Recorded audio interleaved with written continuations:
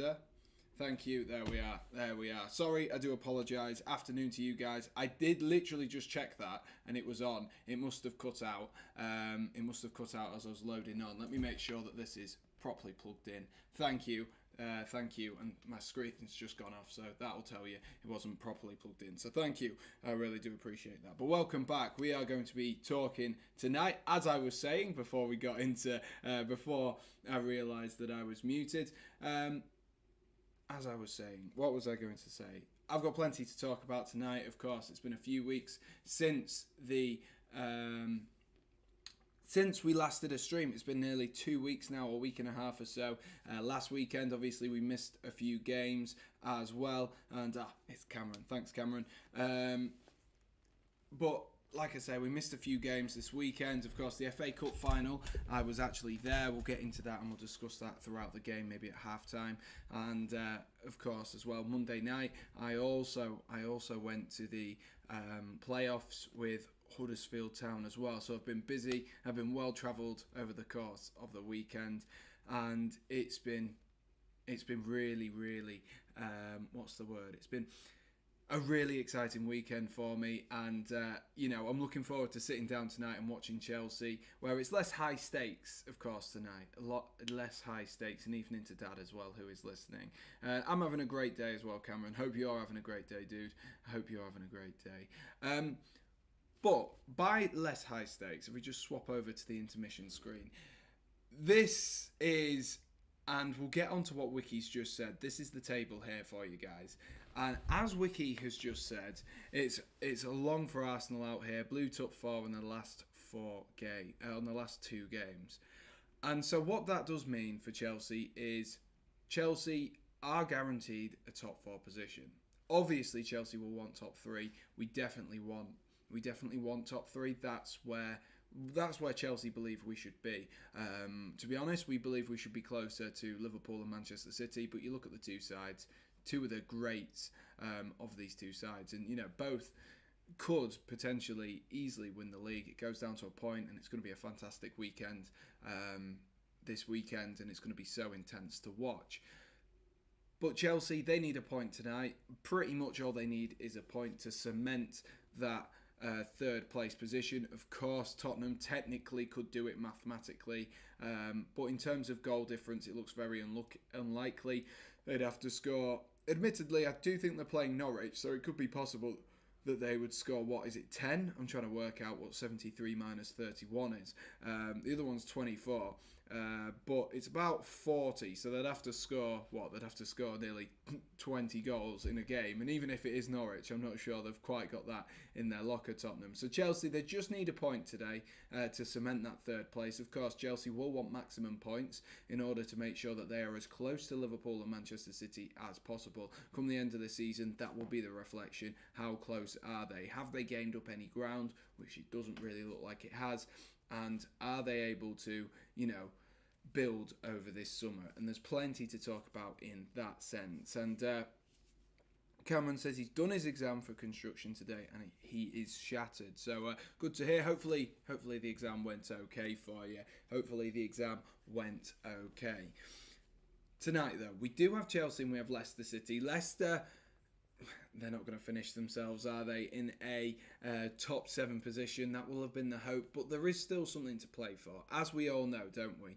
When it comes to the positions lower than 7th, between 7th and, 8th and 16th, the big pull factor and the big driving force is the fact that when these teams play, and this is the big factor, when these teams play, if they get themselves a win, they will earn more money per position. That's how it worked. That's how it's worked out.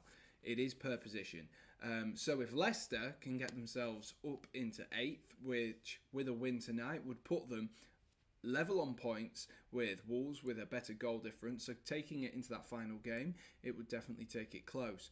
And of course with Brighton as well, lingering around, Brighton would need to score at least 4 goals on the final day.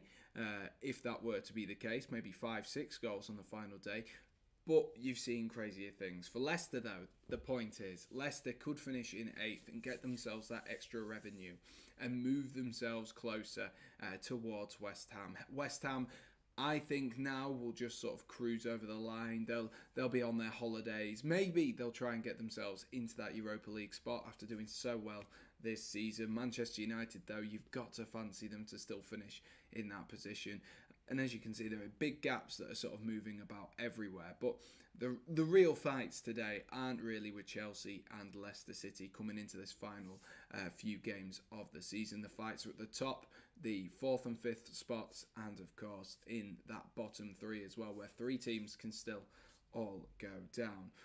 So, like I say, plenty to play for in terms of the season, but for Chelsea today, it is important. And we'll get on, number one, as we've got a little bit of time before the start of this game, we'll get on to, my experience of the FA Cup. If you haven't seen, I did post on Instagram and TikTok, and I didn't post it on YouTube because YouTube, the algorithm is killing me a little bit at the minute, but I did post onto Instagram and onto TikTok as well. So if you want to go check out what I've been getting up to in small nugget form, then go over and subscribe to them. I'm Sam Redgate-Large on everything, or SRL Sport on my Instagram account. You can still find it either way. And you can keep yourselves up to date, with what's going on and what I'm doing more generally. But we'll have a quick run through the teams for today, and then we'll have a little bit of a chat, like I say, about that FA Cup final. Obviously, there's been some changes tonight from that FA Cup final for Chelsea. As you can see, this defence I do believe, is exactly the same as the side that faced Liverpool on the weekend, with Edouard Mendy, Trevor Chalobah, Thiago Silva and Antonio Rudiger as the defensive 4, with, of course, Edouard Mendy in goal, and then Reece James on that right-hand side and N'Golo Kante on that left-hand side. Then in midfield is Jorginho and N'Golo Kante. I do believe Kante has come in for Mateo Kovacic, and then Hakim Ziyech, Hakim Ziyech, Christian Pulisic and Romelu Lukaku. So those are the teams for today. Lukaku himself could have had a big goal at the weekend, but squandered his opportunity. Maybe it was a hard opportunity to take, but for me, a player of his stature, a player of his quality, should be doing better when the ball drops in the box. Minimum for me, you hit the target. That is the absolute minimum for someone such as Romelu Lukaku. But there have been a few changes, and there will be a few changes because of that disappointment. A few players that maybe feel like they are struggling a little bit. And afternoon to Farhan as well, who has just come in. Hope you're doing well, mate. Not seen you in a while, so hope you're doing all right, lad. Hope you're doing all right. But there will be, like I say, a few players who may be feeling a little bit of underconfidence. Of course, one of those players might feel a little bit underconfident following his 6th loss at Wembley in a cup game, was, of course, Mason Mount. And Mason Mount has now lost, 6 finals at Wembley. Maybe the burnout was there on the weekend. For me, we didn't see enough of the big Chelsea players in that game. The defence did an okay job, but the second half dominated by Liverpool. And yes, we picked it up in the extra time period, but either way, it wasn't good enough for Chelsea, and I think we should have been doing more. So I welcome the changes today. Look, we've got 2 games, like I say. With the rest of the season, we need a point to finish 3rd, pretty much there or thereabouts. Need a point to finish 3rd. Thomas Tuchel, test the players who you've got. Bring in a few extra players. Bring in Lukaku, see if you can get him a bit of confidence, and bring in some of these other players. I wouldn't be surprised if you see the likes of Malang Sarr, Loftus-Cheek, Ross Barkley, some of these players who haven't featured as regularly at Chelsea as maybe they should or would have hoped to have done. And let's see what they can do, because we know Mason Mount, Kai Havertz, Timo Werner's, your Aspilicuetas, we know what they can do. We do know what they can do, and it's a good time now to sit back and potentially relax and enjoy some good football. That's what I'm hoping for. Sit back, relax, enjoy some good football, and hopefully not lose tonight. Hopefully not lose. Like I say, we just need to tick ourselves over to the final day of the season. Get ourselves, make sure that we don't have to worry or fight for anything on the final day of the season, and just take ourselves into the new season and into the summer transfer window as well. We'll get on top of that in a second. Right, let's go through Leicester City. A 3-4-1-2? No, it doesn't look like that at all. It's a 3-1-4-2, according to SofaScores. I'm sure Farhan can tell us if that's likely or not. I can't imagine playing one by himself. It looks like what will happen is Kasper Schmeichel, of course, will be in goal. Johnny Evans, Wesley Fofana and Daniel Amate. And then the wing-backs of Luke Thomas and Timothy Castagna, with Mendy in at centre defensive midfield. Keenan Dewsbury Hall, if I can get his name out, and James Maddison will be playing slightly further in front of Mendy. And then Kelechi Iheanacho and Jamie Vardy are the two people starting up top. And Jamie Vardy, despite seemingly not playing very much this season, has racked up something like 14 goals in the league this season. Jamie Vardy, whilst his wife might be in the middle of Wagatha Christie at the moment, the whole drama around her and Colleen Rooney, Jamie Vardy on the pitch is continuing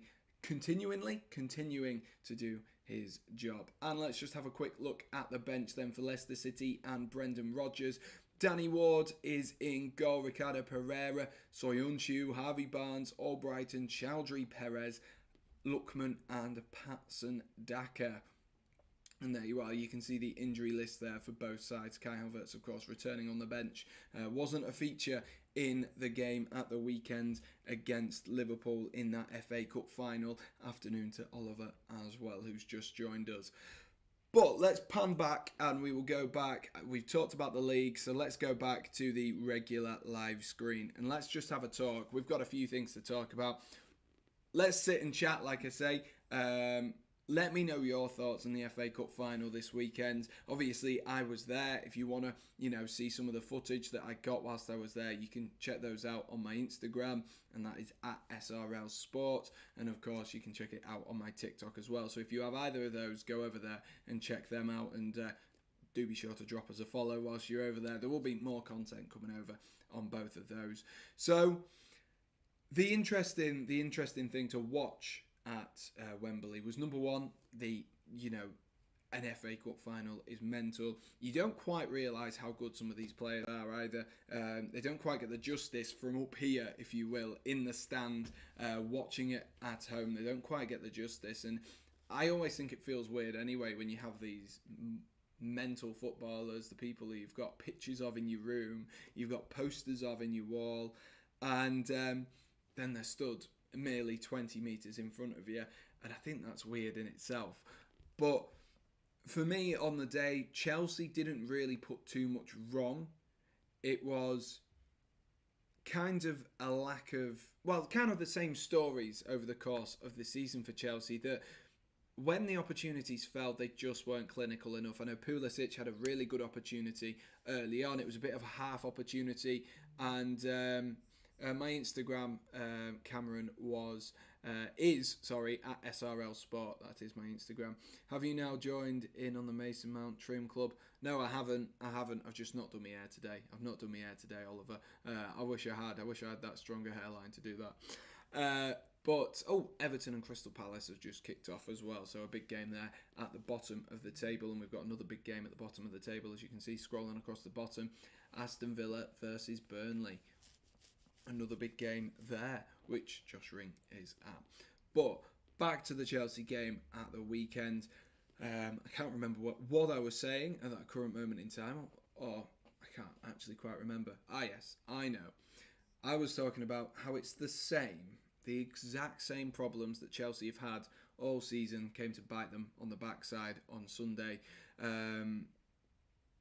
We need to change something over the course of the season.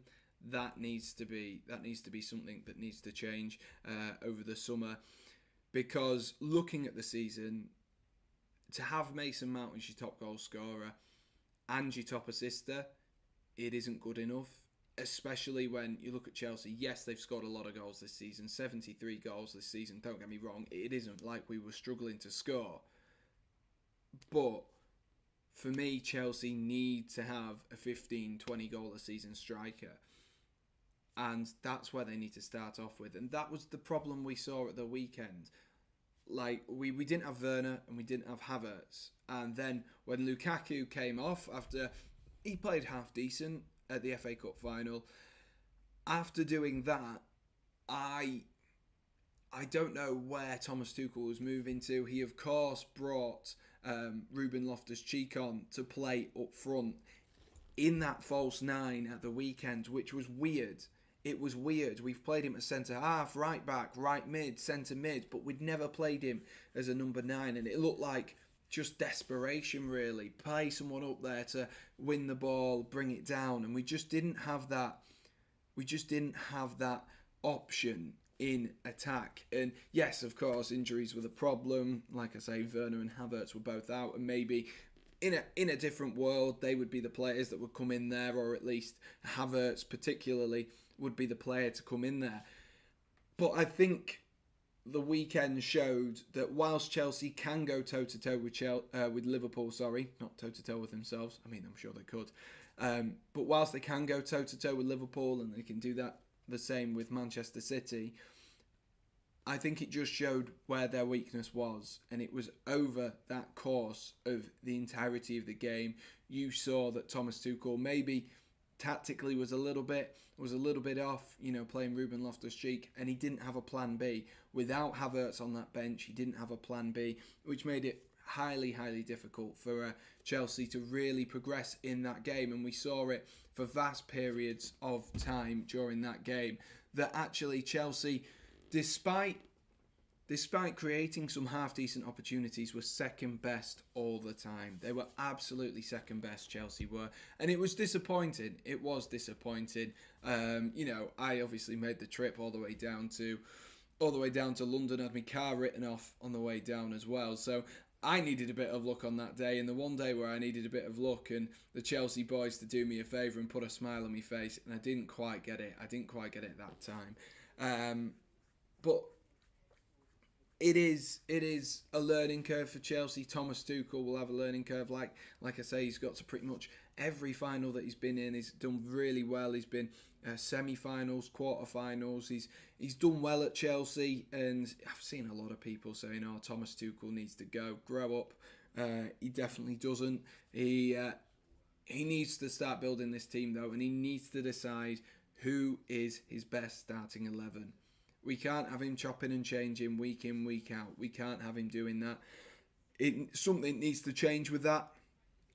And tonight, it looks like a little bit more consistency, barring a few of the injuries. And of course, someone like Mason Mount, who has played so frequently this season, probably due a rest. And they're maybe thinking ahead, maybe thinking about the game at the weekend. In case there is a 1-1 draw, then Mason Mount will be fully fit and ready to fire at the weekend. But like I say, Chelsea, big opportunity tonight just to show what they can do, to show that this is the Leicester side, of course, that did win the FA Cup last season against Chelsea, to really show and to really show everyone that, look, we are still a force to be threatened with and to be worried about. And with a good performance tonight against Leicester City, that most certainly could be the case. Most certainly could be this case.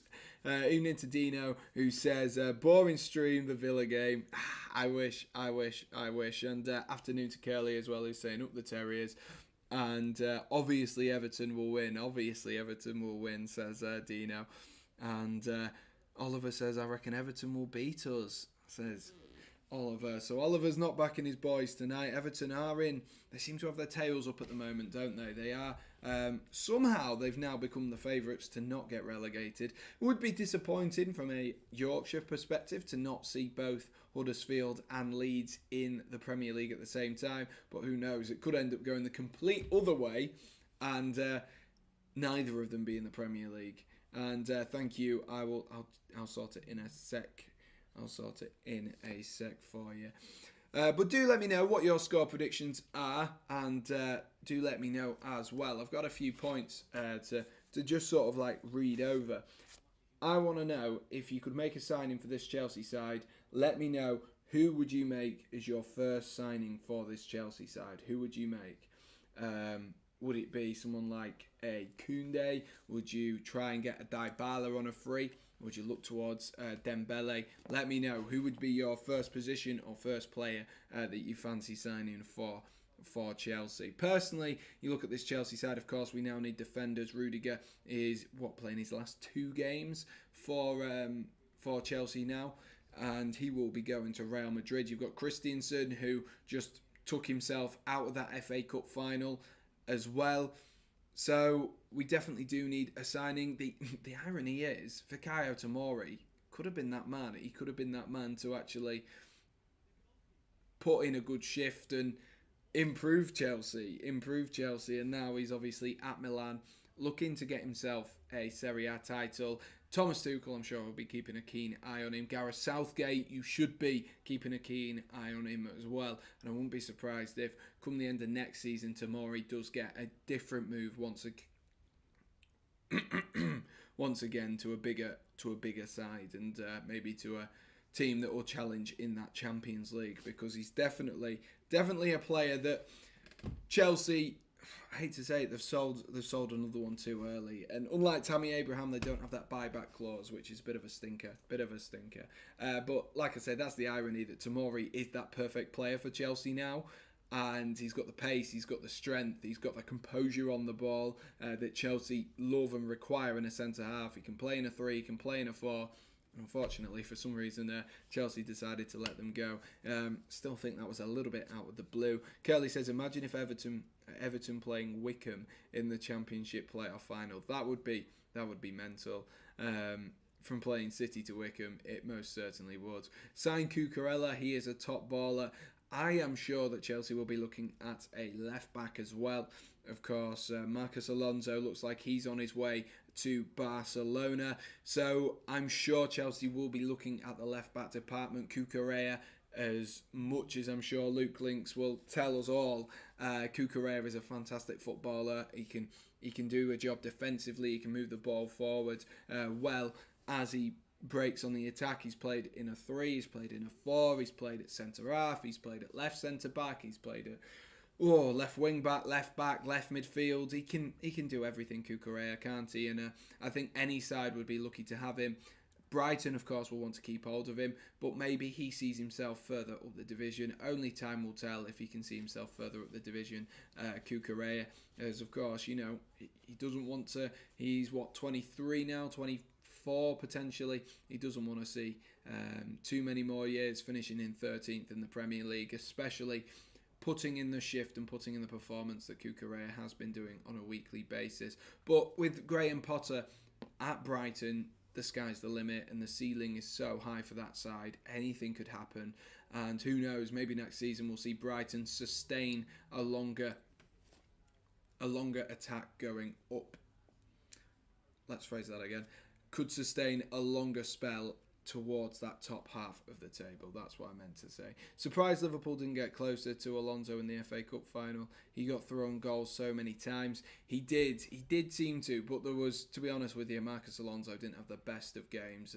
There was a very, very poor touch in there from Marcus Alonso, is what I remember, even though he could have just swung his left foot at it, get a toe poke on it, and it would have caused some problems.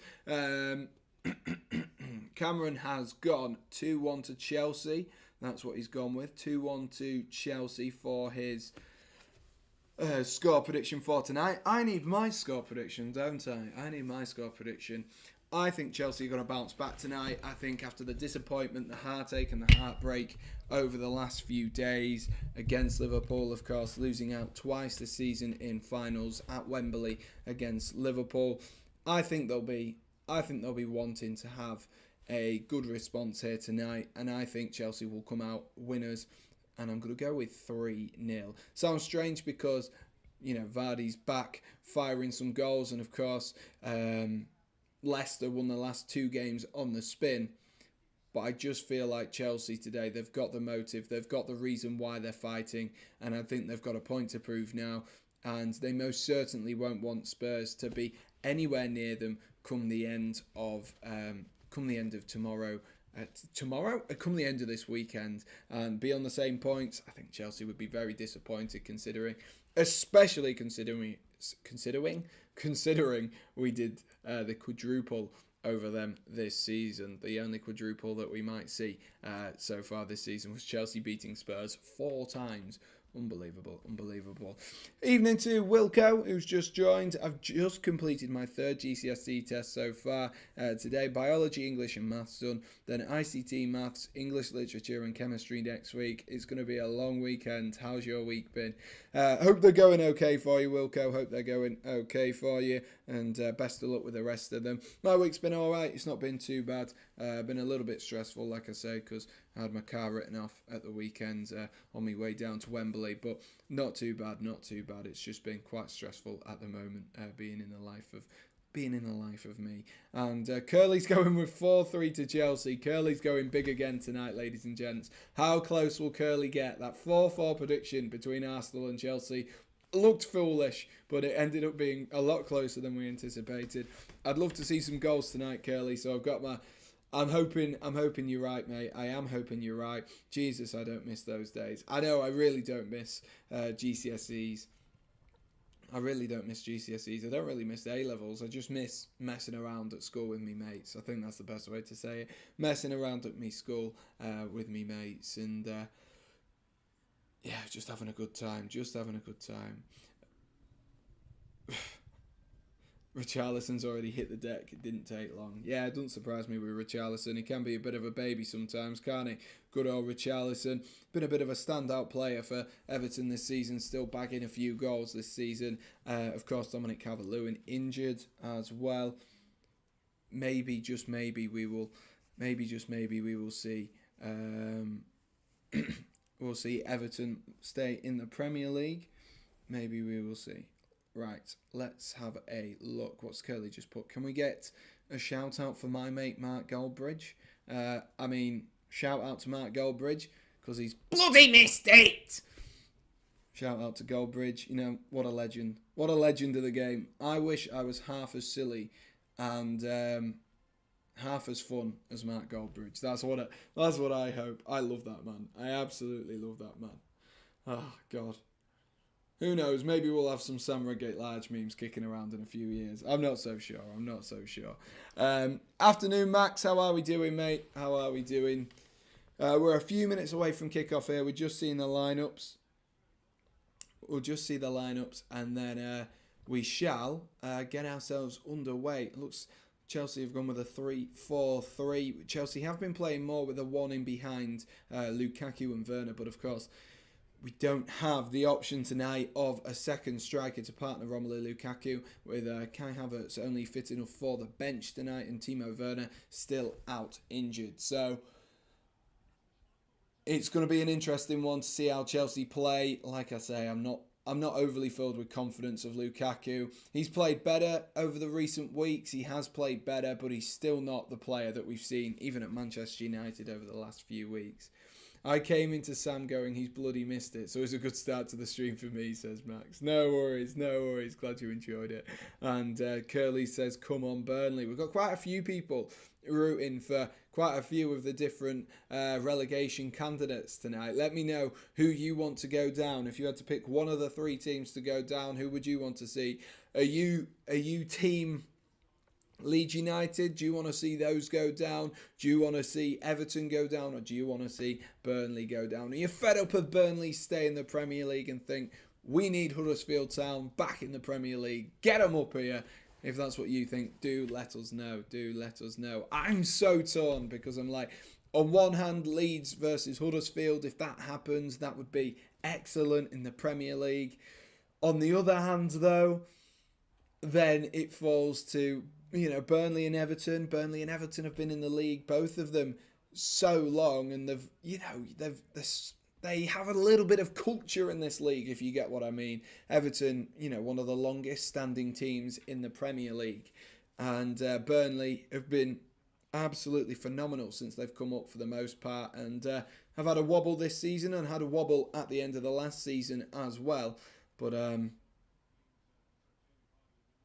Burnley, for me, are a team that I would like to see stay, and quite a I'm going to say quite a local side. They're not actually too far away from me in Huddersfield as well. We like to see the northern sides stay in the Premier League. Unfortunately, it looks like all three sides are all northerners. Right, we are about to get ourselves underway.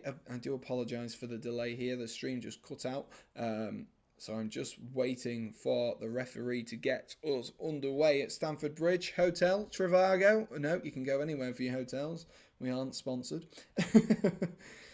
But the players take the knee, and Romelu Lukaku, playing in Chelsea's home kit, this one which I'm wearing, gets us underway. There we are. Romelu Lukaku does get us underway in the first half, and a weird twist that Chelsea did at the weekend. I don't know if anyone else paid any attention to this, but did anyone else question why Chelsea were playing in their away yellow kit? At the time, I was like, very strange, especially considering Liverpool play in blue.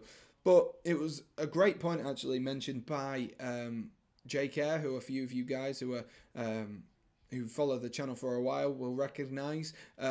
He did point out that actually Chelsea's women did lose the the Champions League final in that kit, and then Chelsea lost the FA Cup final in that kit. So maybe it was a little bit superstitious. And like Michael Scott says, maybe they weren't superstitious, but maybe they were just a little bit stitious. And so far, they decided to try and change it. But no luck, no can do whatsoever. What's your dream job that's not streaming? Definitely being Curly's best friend. But if I've already got that job anyway. My dream job would probably be something to do with sport and content creation. If I can find something in that, that would be ace. Where even if that is just for a matter of, let me think, broadcast journalism type things, commentary type things. Even if it's just something like that, that for me would be perfect, Cameron. That's what that would be. It'd just be good. That's what I've wanted to be for quite a while. So we got to keep the dream going. Let's see. Wiki says Burnley at Villa Park, difficult game, especially after they held the last 3 times. I mean, it's always difficult to go to Villa Park, and Manchester City have to do it on the final day. It just depends on which of Stevie G's teams do turn up in that sense, and if they roll over and submit and just be like, "Yep, there we are," then it'll be an easy game. But you know, Manchester City have it all to do, and Burnley have it all to do tonight as well. Villa, fortunate that they're not battling for the relegation battle, because they wouldn't have wanted a relegation candidate and then Manchester City as their final 2 sides. So job done for them. Kante rolls the ball out wide to Marcus Alonso, who's going to try whip the ball in there, and it's blocked by Timothy Castagna. Afternoon to Dragon. I'm doing well, thank you, mate. Sam, are you going for the Mason Mount haircut? No, I don't do my hair one day because I've been working at home, and I've been asked that twice already. I've got too much of a receding hairline to do that. It would not work. Burnley-Newcastle match will be an interesting match. Burnley should win, but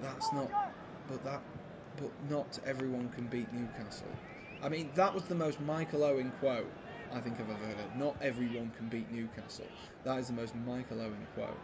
I think why Chelsea didn't play in that kit was because they lost the FA Cup final last year in it, and yeah, exactly. They lost the FA Cup. The women lost the Champions League final like 6-0 in that kit, and of course the Carabao Cup as well. But you know, maybe just they weren't superstitious, maybe just a little bit stitious. Maybe that's what it was. Sam Mount agenda has progressed even after the penalty shootout. I mean, for an Arsenal fan, Wiki, and Bukayo Saka in your ranks, I don't think you can give it just off a penalty shootout. I don't think you can take it just off that. Sorry, I had to. You can banter me when Forest batter Huddersfield in the playoffs. Nice. It looks like a very empty Stamford Bridge still. And I hate to say it because I know everyone will say it. I fans of Tin Pot as Ziyech there takes a shot and it's just gone wide. Obviously, it's a weird time of the week anyway. Thursday nights, midweek games are always a little bit less well attended, unless they are absolutely huge games.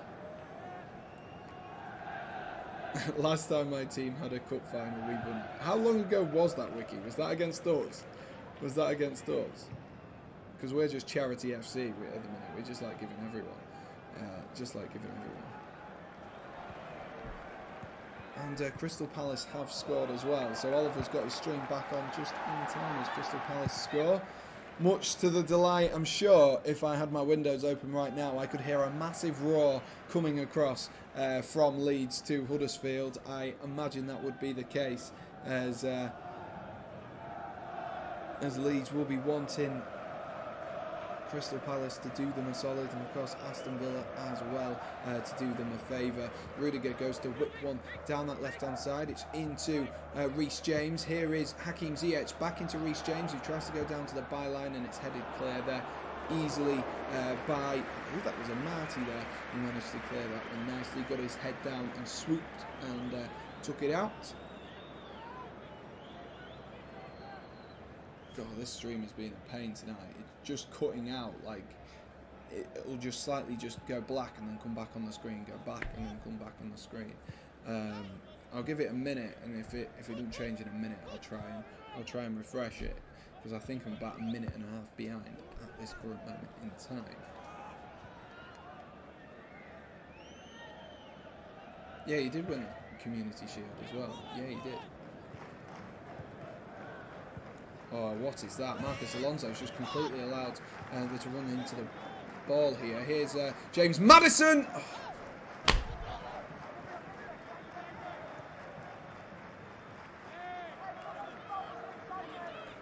Charity FC. Like, Marcus Alonso, you might be moving to Barcelona, but you aren't in Barcelona now. Barca aren't going to want you if you're defending like that. That was poor. That was really poor. He just allowed Castagna just to run onto the ball. What is that? Marcus Alonso, lad, what are you doing?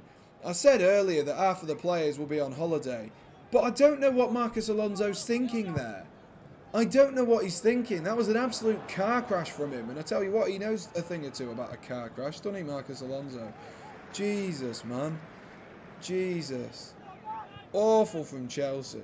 Awful from Chelsea. Already? Are you kidding me, man? Are you actually kidding me? It's pathetic. It's absolutely pathetic from Chelsea, and I've just updated the wrong thing there. Oh my god. Oh my god. You need to check out VIP Box, James Jones, if you want to watch it, or Total Sportec. Get yourself an ad blocker there, lad. But to be fair, good finish from James Maddison. Shame it has to be against Chelsea though. Is it Maddison with 2 Ds? Or is it 1 D? One Direction? No, it's 2 Ds, right? Yeah, it is. Maddison. There we are. Let's get back on. Let's get back on. Yeah, my FPL says, Max. That's the only saving grace, isn't it? That is the only saving grace.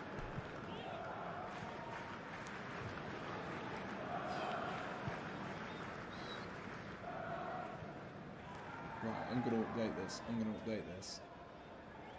Because this is really irritating me at the minute. Really irritating me. I don't know why it's doing it tonight. It's been a real pain. A real big pain.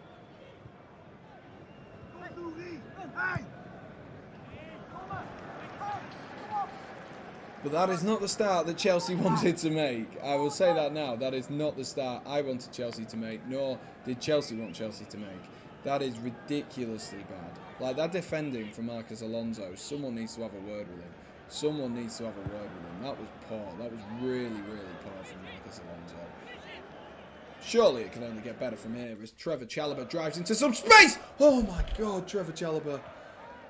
I had flashbacks to his goal earlier on this season where he drilled one in. This time it was going towards the top corner. It's a decent save actually from Kasper Schmeichel, who nearly got caught off guard, and he's gone with it with that right hand, and that big right hand as he reaches over, and it's a good save actually. Trevor Chalobah got what he caught it well, didn't he? He caught it well. He was maybe watching Rudiger's goal against Brentford there for a little bit of inspiration.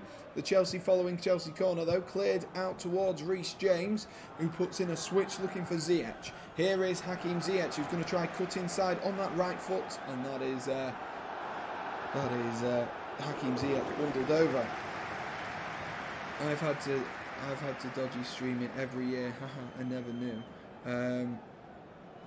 Yeah, the UEFA Champions League final is on YouTube. That's why, Curly, I said last night that the Europa League was on YouTube, and you went yeah, and just carried on as if we were having a normal conversation. So I just assumed you knew. I just assumed you knew. Oh God. Yeah, it's always on YouTube. It's like a minute or so behind, but it's always on YouTube. It's not too much further behind actually than when you're on your Fire Stick or you're watching it online in that sense. I reckon there might be an exodus from Leicester this summer. To be honest with you, I think with Leicester as well, I think Brendan Rodgers is quite lucky to have his job. This was a side that will have been looking to push for the Champions League football. Currently sat down joint points with Wolverhampton Wanderers, but in 8th place, 8th, 9th place. I think Brendan Rodgers is very lucky, especially the starts of the season that Leicester did make. Obviously, they've picked up the pace a little bit. They've had a few purple patches from James Maddison that have, coincided with that good form. But I think Brendan Rodgers was quite lucky.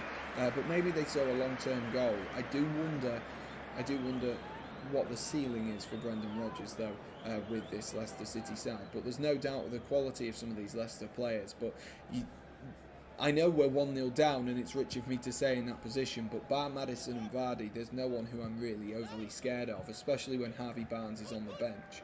There's no one who I go, oh, I'm going to be panicking, I'm going to lose my job sort of thing. It's not going to happen. It's not going to happen, I tell you what. I knew about the Europa League, but I didn't know about the Champions League. Yeah, it's the same every year. It's the same every year, which is why when you do like a stream like that, unless you're someone like Josh, who is just absolutely massive, and can get 100 people to come into his stream. If you don't have like other people with you whilst you're watching it, it's just not the point. What about my body Telemans? What does that mean? Are you meant to say body Telemans? I don't know why I read it as Telemans, even though you've written it as that. Reece James there looking for a ball in towards Marcus Alonso, and that's headed clear by Leicester City. What about Youri Tielemans?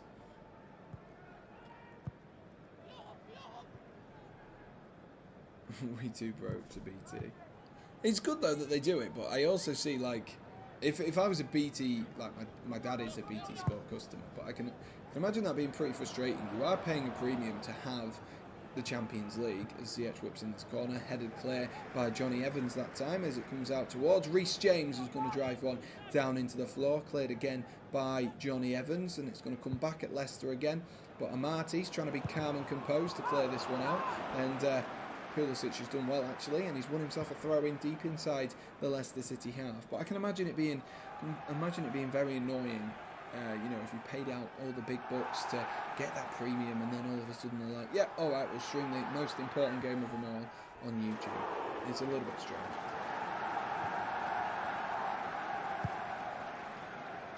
Oh, Tielemans is class, yeah, but Tielemans isn't playing. So Tielemans isn't playing, and he could well have made his last ever appearance as well for Leicester City with him. I do believe he's out of contract. Is it this year or next year? And of course, if it is next year, they'll want to try and cash in for a player of his quality sooner rather than later.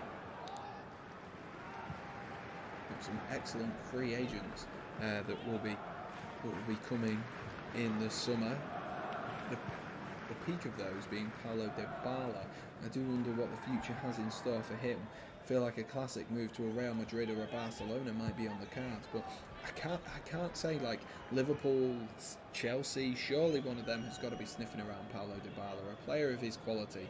Surely you've got to let him know that you're there and that you're interested. Surely there's minimum there's got to be talks, especially with Chelsea, who could potentially, someone like Dybala could maybe get the best out of Romelu Lukaku, and then you've still spent 100 million on Lukaku, but if you can get someone like Dybala on a free, who then gets the best out of Romelu Lukaku, then that 100 million all of a sudden is pretty much halved. Jorginho tries to clip one into the channel towards Romelu Lukaku, and that's good defensive play there by Johnny Evans. Oh, I'm with you, yeah. Out of contract next year, but they want cash for him this summer, and he wants to leave. There we are. Thank you, Max. I knew you'd know. Yeah, it's a really interesting one. I think a lot of teams will be looking at Youri Tielemans, sniffing around, thinking, and especially as a player who will want Champions League football, he's good enough quality. If you can put him in this Chelsea side, to be fair, he'd be good enough quality. Maybe he could be a replacement and a predecessor. Predecessor? Is predecessor the right word? I don't think predecessor is the right word. Pre means before, doesn't it? Oh, Kante's nicked the ball back and he's going to roll it into Romelu Lukaku. Romelu Lukaku! Brilliant defending by Amate, but oh my God, what is that? What is that? Like, he's taken so long. Why doesn't he just do it the first time? He lets it roll onto his right foot and then he takes a little bit of a stutter and then, oh God, Amate easily able to claim that one back. Successor, that's the word. Thank you, Curved. You're always here to fill in with my when I have a little bit of a brain fog. Thank you, Curved. Yeah, for Jorginho, I think he'd be a good successor, Youri Tielemans. So for me, Chelsea should look at him. Similar sort of player attributes, if you will. Jorginho, of course, the wrong side of 30 now for a footballer. Ziyech tries to get to the byline there and looks to pull one back, and that is blocked by Wesley Fofana, who's able to clear that one out for a throw-in. If you haven't already, guys, can I just set a friendly reminder to smash that like button and do hit subscribe. We are currently on 4 likes, and as always, we're looking to try and get ourselves up to that 15 like goal. And if you haven't hit subscribe as well, that would be absolutely excellent. We are, by the looks of things, 7 away. We are on 93. It says 92 on here though, so we're at 8 or 7 away. So if you could smash that like button and hit subscribe, that would be absolutely excellent for me. Kante drops it into Jorginho. Jorginho finds Hakim Ziyech, who's going to cut in on that left foot, and he looks to drive one from range. It's headed clear by Amate, only as far as Pulisic though, and that's a good block by Timothy Castagne there, but Jorginho's won the ball back. I think the one thing as well that Youri Tielemans would bring over Jorginho is that forward passing, that forward eye. I think we don't see it enough from Jorginho. I think he's got the talent for it. We've seen it on occasion that he can play a delightful forward ball. I'm thinking of a goal that Tammy Abraham scored actually, where the ball was rolled into him, he hit it first time, almost Cesc Fabregas-esque, and flipped the ball over to Tammy, and it was a fantastic goal. But we don't see enough of it from Jorginho. It's a very sideways movement, calm composure, but sometimes we just need him to switch it up a little bit, and maybe that's where part of the problems have come from Chelsea this season. There's been too much of a reliance from those wide areas for Chelsea to create opportunities, and I say maybe, it definitely is the reason.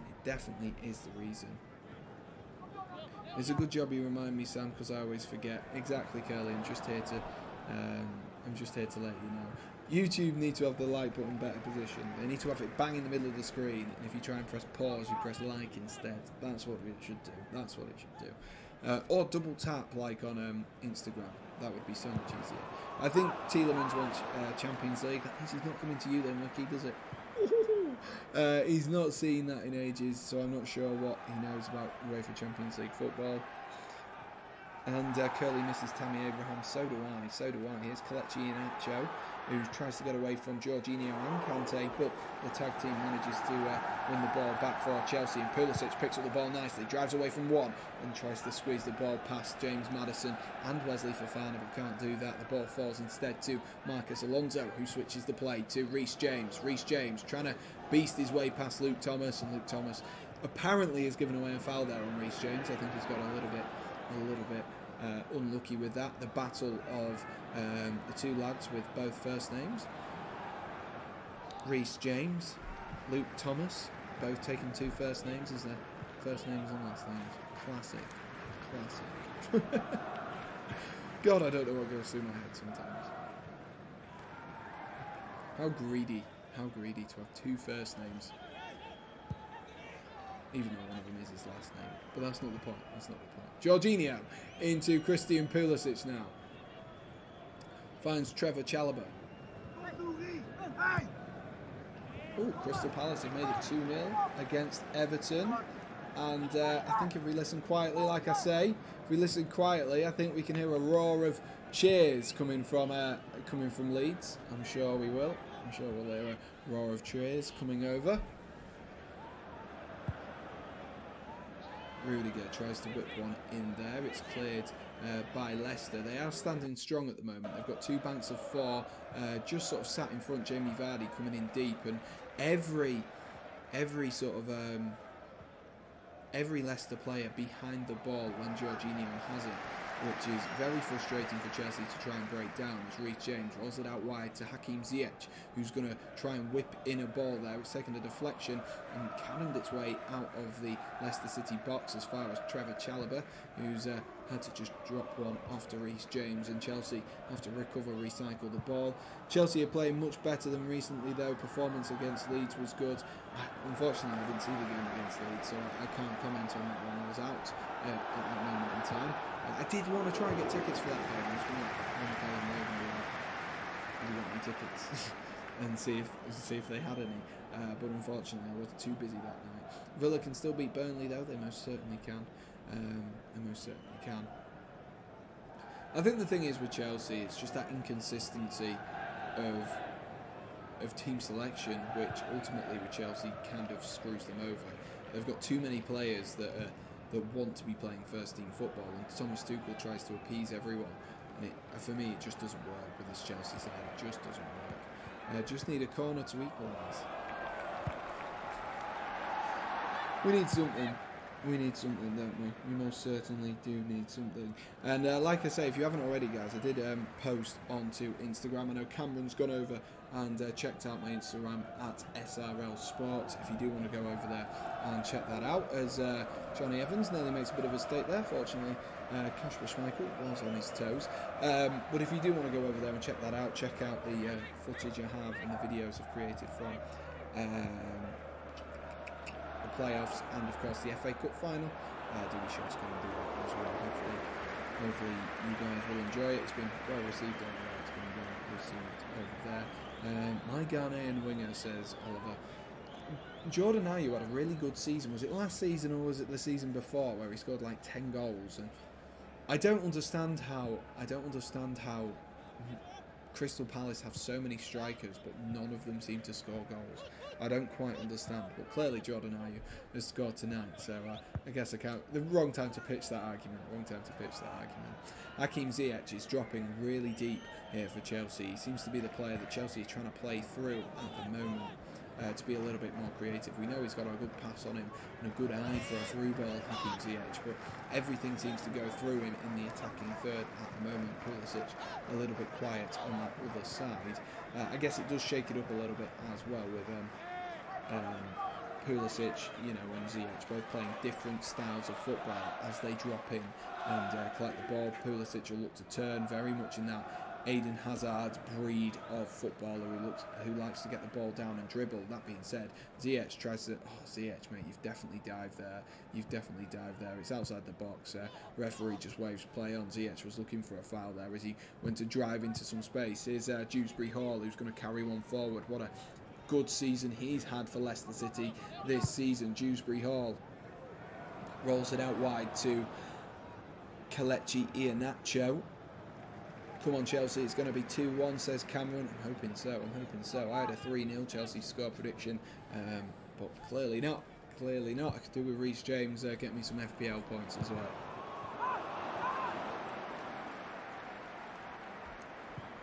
Whilst I've got some of you guys who are a bit more regular in here, and probably the ones who watch the videos that I do post onto YouTube when I get round to doing that. Do let me know what you want to see over the summer. Of course, the F1 content will be coming thick and fast. I do believe we've got like 4 Grand Prix weekends in 5 weeks or something like that. So Louis will be back for those. I know they're not everyone's cup of tea. We're looking as well to bring a little bit of a kit, the full kit rankers show, which was over on Oliver Eaton's Oliver Eaton channel. We're looking to try and get that to come over here as well. So you guys have a little bit longer. That'll be a bit more podcast based, maybe 30 minutes. Maybe we could do it live as well. But part of the brilliance of that, or the seeming brilliance of that series, was some of the edits from Mr. Eaton, which did make them quite funny. But do let me know what you want to see. Like I say, those will be the F1 and the full kit rankers will probably be the priority over the season. And that's what we'll look to do. Obviously, we'll have a review of my predictions, maybe get a few people on as well to make the predictions. Maybe we'll get Dan back, because we did do our predictions with Dan earlier on in the season. That's who we did our predictions with, and then we can have a bit of a reaction to them as well. So maybe that can be something, but do let me know what you want to see. Do a Premier League table based on kits. Nice. That could be something nice. I like it. I like the idea. If you've got any ideas that you want to see, and you think, actually that'd be ace, I want to see Sam do that, just let us know. And of course we will be over the summer trying to rebrand into SRL Sports. That is the name I have opted for. And then if it's ever not me, then and Louis George fancies doing something, or Mr. Eaton fancies doing something as well, then they can both run their own sort of mini-series. But like I say, full kit rankers and the F1 will be the priority, and maybe a weekly transfer roundup, or maybe talk about some transfers whilst we're here.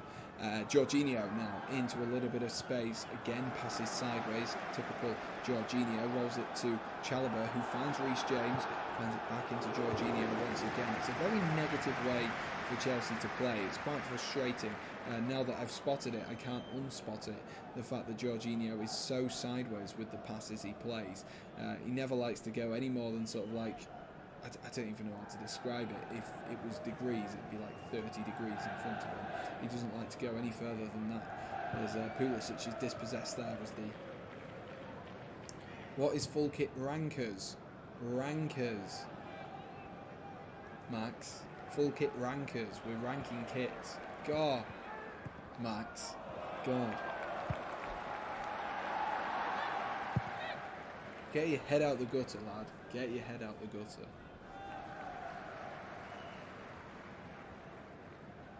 Pulisic there, trying to put a press on... oh my, apologies. Max, you silly thing. Oh God.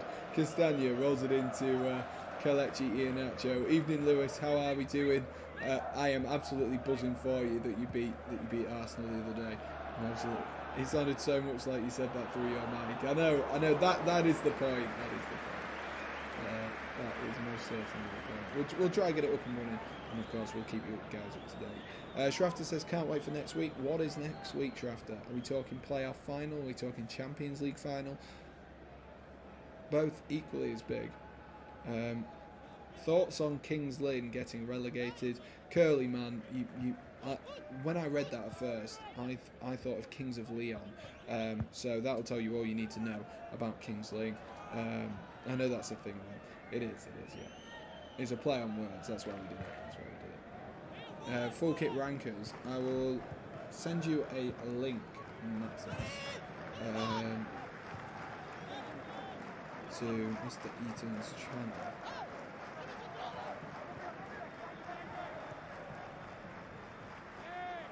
Let me send it to you on. I'll send it to you on Instagram. Bloody hell, 30 likes on the Insta. Get me, Mr. Popular. Alright. There you are. I've just sent it on Instagram for you, Max, and then you can check it out. Careful, Sam, I'll unsubscribe.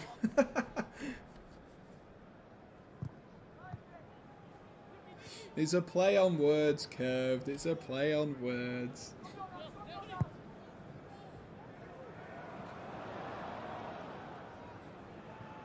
Mendy spreads that out wide into Maddison, who finds Dewsbury Hall in some space, and that's a good tackle there by Trevor Chalobah, who just stood up Dewsbury Hall, who was looking to run at the heart of the Chelsea defence there.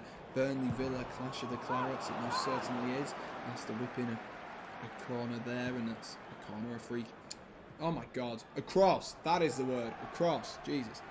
Sam, why didn't you invite me to Huddersfield? I didn't invite many people to Huddersfield.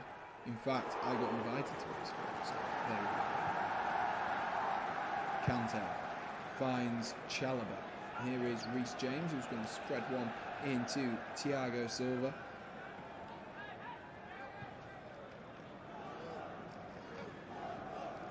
Ziyech gets the ball down. Blocked by Johnny Evans. God, this is a slow first half, I tell you what. This is a bit of a slow first half. It's not been a poor game so far, but I'm a little bit disappointed with the way that Chelsea are playing, and I think they could be producing more, personally. I think they could be producing more. Obviously, the only opportunity, the real clear-cut opportunity, is found the back of the net for Leicester City, but Lukaku should probably have taken his opportunity slightly earlier as well. Chelsea to try something from the training ground with this corner, as it whipped in there towards Thiago Silva, and that one is headed over. Are you near to a cinema, Sam? Well, yes, because the cinema is near the John Smith Stadium, which is about a 15-minute walk from my house. It's the other side of the stadium curve, which is really like convenient, but also I imagine a real pain on like matches like the other day when there's 24,500 people in the stadium. Like, I wonder if they just closed the cinema, but relatively, I've not had a chance to see the new Doctor Strange or anything like that yet. I'll probably watch it with my dad when I'm next at home. That'll be my intentions. Because unfortunately, I am at the moment without a car. So I am going to have to work out a way how to do most of the things that I usually do quite freely, i.e. go back to my parents. I'm going to have to rely on trains, and no one wants to do that. Getting ready to cash in the big bucks on your Salah bet, Curved. Don't talk to him. He's not going to jinx it. He's not going to jinx it. Especially with Salah potentially being out this weekend. Oh my God.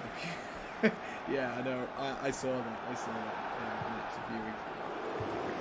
Dewsbury Hall whips the ball into Kelechi Iheanacho, and that is easily defended by Marcus Alonso, though. Kante, is someone going to do something here, like drive the ball forward? Leicester, like, they're so easy to get the players in behind this Chelsea attack, because it's not fluid in transition enough from Chelsea. It's very, like, almost like it's having three teams here. You've got your three defenders, then you've got your four midfielders, and then your three strikers.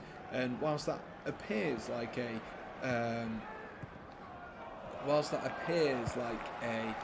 Michael Owen quote, it was actually like more so the fact that they're playing almost as three separate teams, and there's not too much fluidity in the way that they pass. Like, no one is going beyond anyone else. He says that as Reece James, well, Ziyech's pass there was poor. So the occasions where people do go beyond, it isn't good enough from a Chelsea perspective. And so it's becoming it's becoming easy for Leicester City to close them down, because obviously, like I said, it was very one-dimensional. But did I just say Manchester City? Leicester City. It's becoming very easy for Leicester City to close them down, and just to have Chelsea just at arm's length and just be like, yeah, all right, you pass it between Rudiger, Thiago Silva and Chalobah, we'll just mark the players in front of you. And it's very easy for them at the minute. Very easy for them at the minute. Never count your chickens. I've lost so many last knock-ins.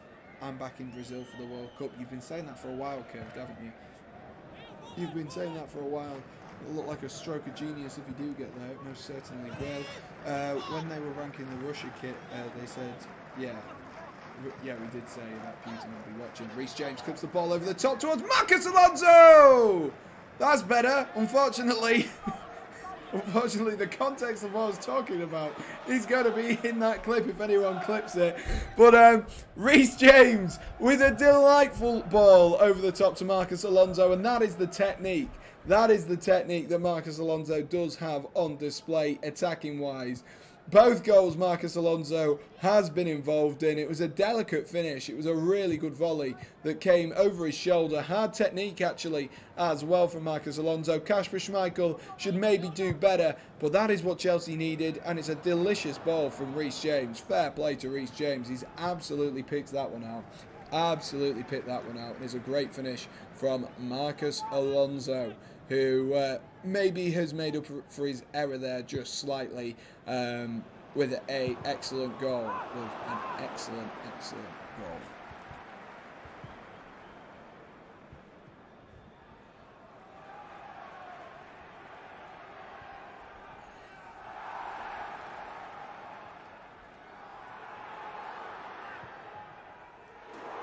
Did I just hear that right? Reece James has 8 Premier League assists so far this season. Because that is mental. Is that right? Reece James. Mate, that is mental. Reece James has had 8 Premier League assists this season in 20 starts. That is... Wow. Shows the quality and how much that Chelsea need Reece James. It shows the quality, doesn't it? It really does.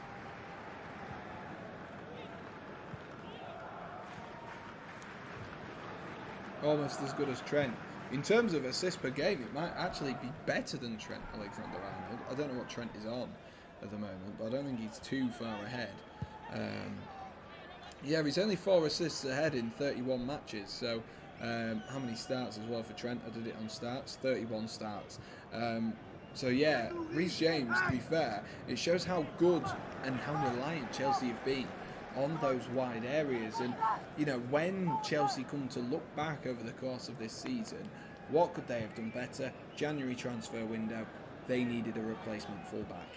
I know it's stupid for me to have said, considering look who's just scored for us, but I think Chelsea needed that replacement fullback, and I think that left-back role was definitely where they needed it. Right-back, yes, we had Azpilicueta. You can play him as that elbow fullback, if you will, that we so commonly see him do.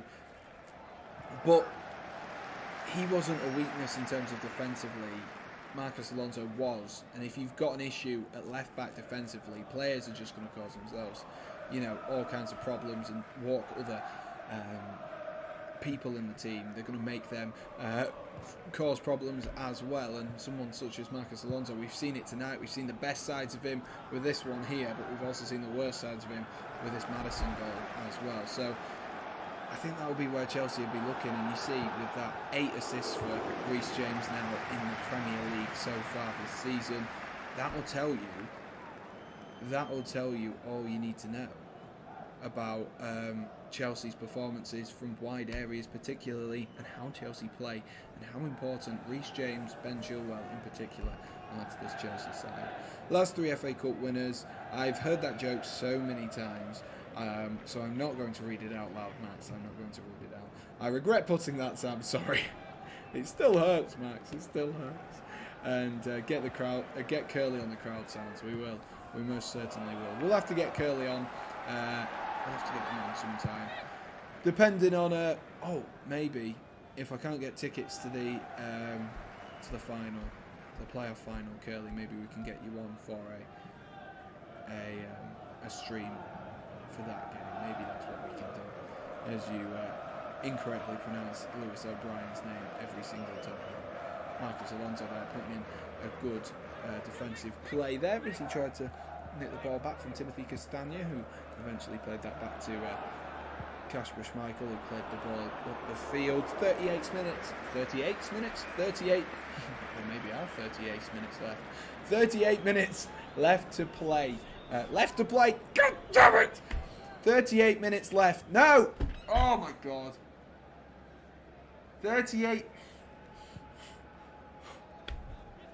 38 minutes left. No! Oh God. It's not even 38 minutes now. 39 minutes have been played. There we are. There we are. I have been to Shipley, actually. Surprisingly, I have actually been to Shipley. It's not too far away from me. But 39 minutes left. No! I'm such an idiot. 39 minutes played on the clock as we go into this. 38 on my screen because I've found a quicker stream. But 39 minutes on the clock. Still Chelsea 1, Leicester City 0. Goals coming from Maddison and Alonso. Hallelujah! I've got it. Jesus. Ah. That's all I wanted to say. That's all I wanted to say throughout that whole bit there. And I just couldn't get the time right. I just oh, God. I just couldn't get it right. Just couldn't get it right. Unbelievable. Unbelievable. But oh well. Oh well. Thiago Silva finds Trevor Chalobah into Reece James. Back into Trevor Chalobah. How do I know these Yorkshire places? I don't know, Curved. I don't know. I don't know. Yorkshire is a wonderful place, Curved. If you've not been, I suggest coming to Leeds. Very nice. Getting a 34 pints. I've bloody done it again. 34 points. Vibes, yeah. From Mark Goldbridge. But instead of 39 minutes instead. 38, 39 minutes. Oh my son. I would have been the same as you. I'm shattered. Yeah. 2-1 is still on. 2-1 is still on, says Cameron. Every time he comes back in the stream, it's like, 2-1 is still on. Come on.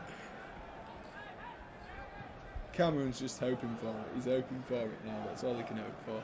All he can wish for is Trevor Chalobah fouls a Leicester player there as he tried to nick the ball back from him.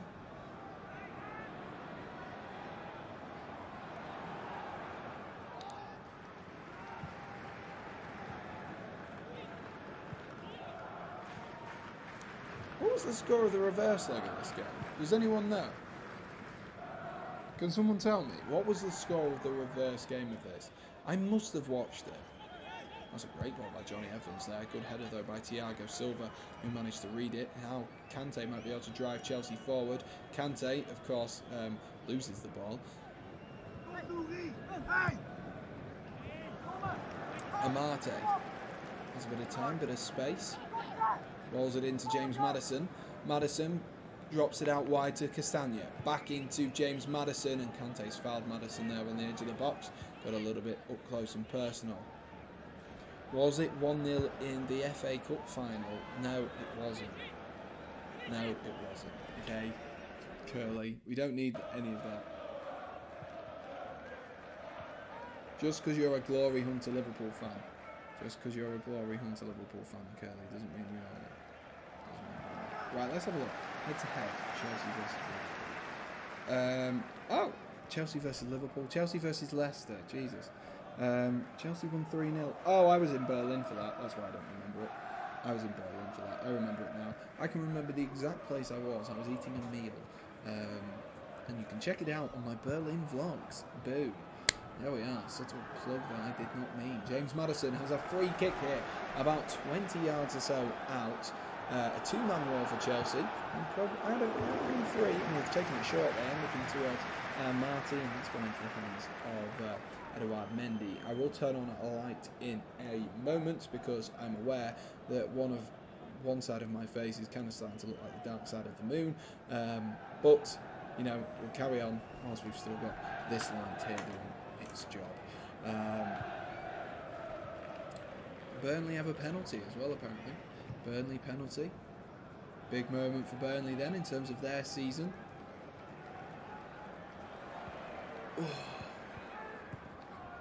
What do we want to do at half-time, ladies and gents? And Max has come in with some fantastic news as Burnley 1-0 up. Burnley get themselves a goal. I don't know who will have taken that penalty, but I'm sure Josh Ring won't be pleased as he is there at Villa Park tonight. Maybe we can go down to our who does the on-pitch stuff on FIFA. It's not Jeff Shreves. He does the injuries. It's a shame we can't just like ring up Josh. Is what I was trying to say. And be like, what do you think? Ziyech tries to go down to the byline there, puts in a cross with that right foot of his. His weaker right foot falls out though to Marcos Alonso. Here's Kante, who finds Rudiger, who finds Jorginho, and he's had to go all the way back. Typical Jorginho, plays the ball backwards there towards Thiago Silva. Here is Trevor Chalobah into Reece James, who tries to flick it round the corner to Ziyech, and Ziyech trying to find James again, and it was blocked by Amati. Amati's put in a good game so far. Lukaku tries to flick the ball on, looking for Jorginho, who nearly got himself a nosebleed there. Didn't realise he was quite that high up.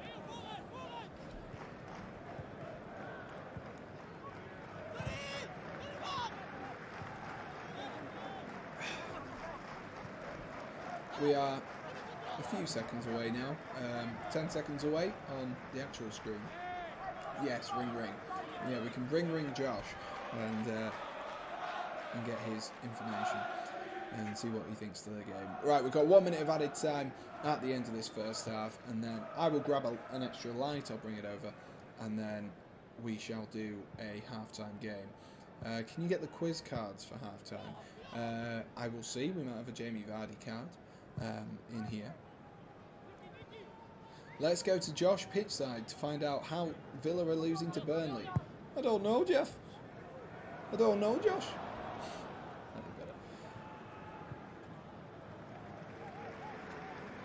Reece James there just barges Luke Thomas off the ball as he tries to retain possession.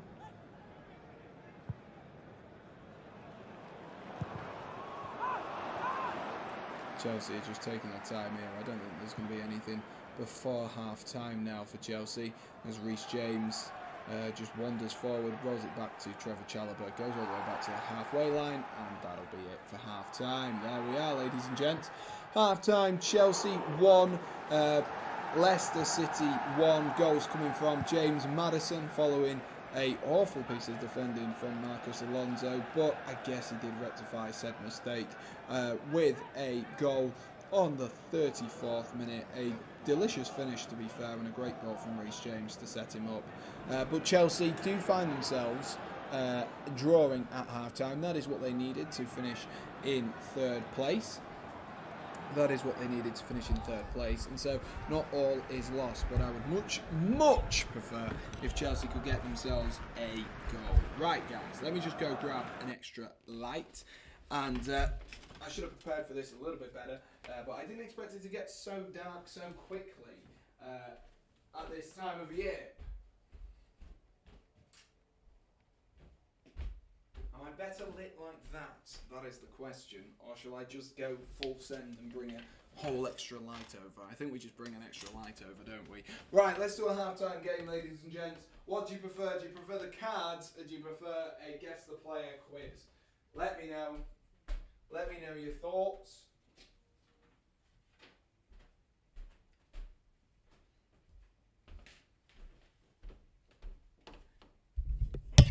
And let me know what you would like to get up to.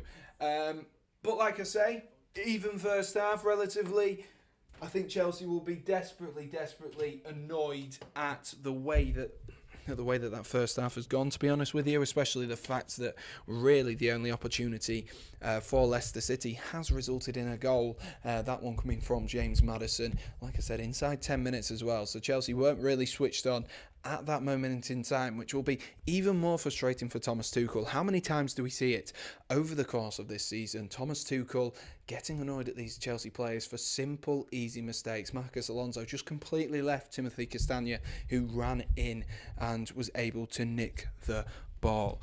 But do let me know, guys, like I say, as I come back. I did have my mic on me there. That light went quicker than Arsenal's top four. What the hell does that mean? The light went quicker. Right, there we are. What does the light went quicker mean? Right, let's swap over then, ladies and gents. Let's swap over.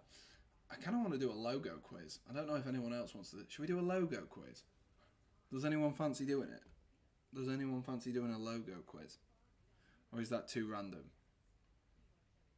Should we try it? Logo quiz. Or will I get copyright strikes for using people's logos? That is the question. Oh. Oh, that might be difficult. Right, we'll do guess the player. We'll do guess the player. Sorry, Max. I've outvoted you. Guess the player. If it goes to extra time, Max, we'll do it. Guess the player. Right, let's have a look and let's see how long it takes Oliver to moan at this one. Right, England quiz, and we will just do Premier League quiz, I guess, and we'll just start the Premier League quiz and we will go semi-pro. I feel like that is the level. I'll do a logo quiz. Well, we're not doing it because I don't want to get myself thingied. This is such a random team history.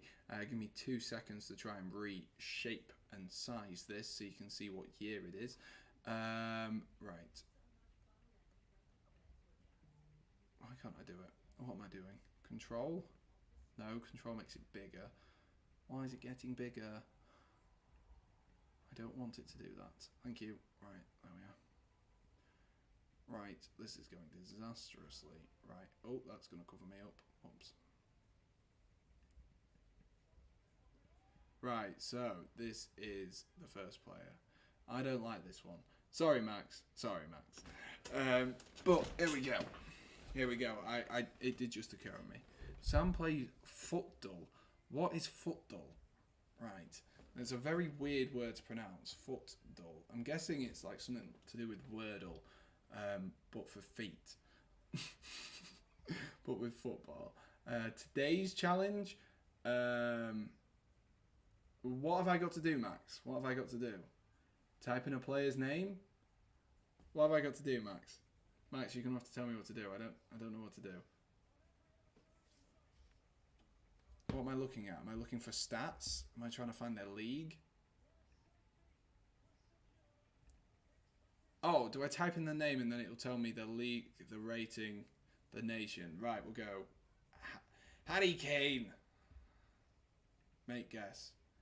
Now, what does this mean? What does this mean, man? This is awful. What is this? Max, what have you got me doing, lad? What have you got me doing? So it's not a striker, it's not in the Premier League, he's not English, and it's not for Tottenham, okay? Let's play Jordi Alba as my next player. Make guess. Oh my god, Max. Max, this is going to take so long. I've got 12 attempts. Right, let's go. Thomas Muller. Make guess. Oh my god! Oh god! This is taking so long. It's not Muller. Does anyone else want to come up with a guess for this? Unless Max has already done it for the day. So he's not a cam. Right, let's try a French centre-back from the French league. Kimpembe.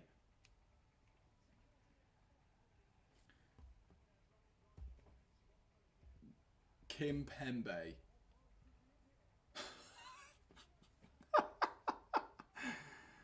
Oh god, it's not Kimpembe either. So right, what is the other top 5 league? Italy, and we will go an Italian. We'll go Chiesa. We'll go Chiesa.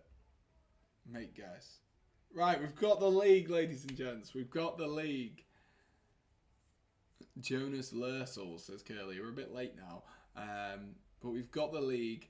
Now we need is the nation. So it can't be a left back. What can't it be? It can't be a... Why is this? Click to close.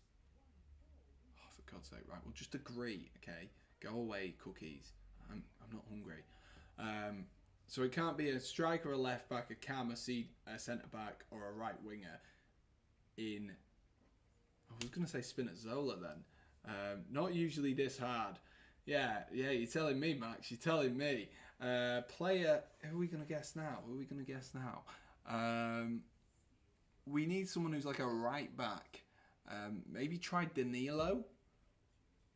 Oh, Danilo plays for Juventus, though. We need someone who's a right back who's going to fit the bill here.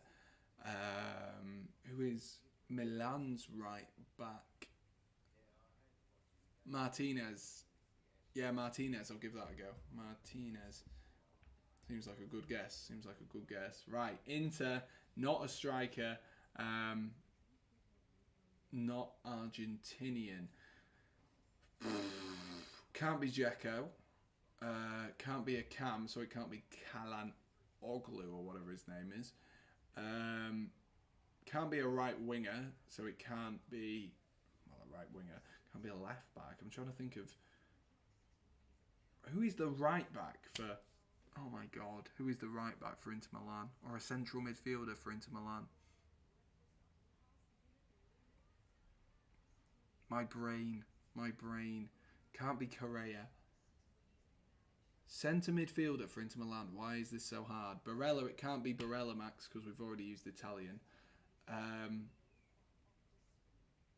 Vidal.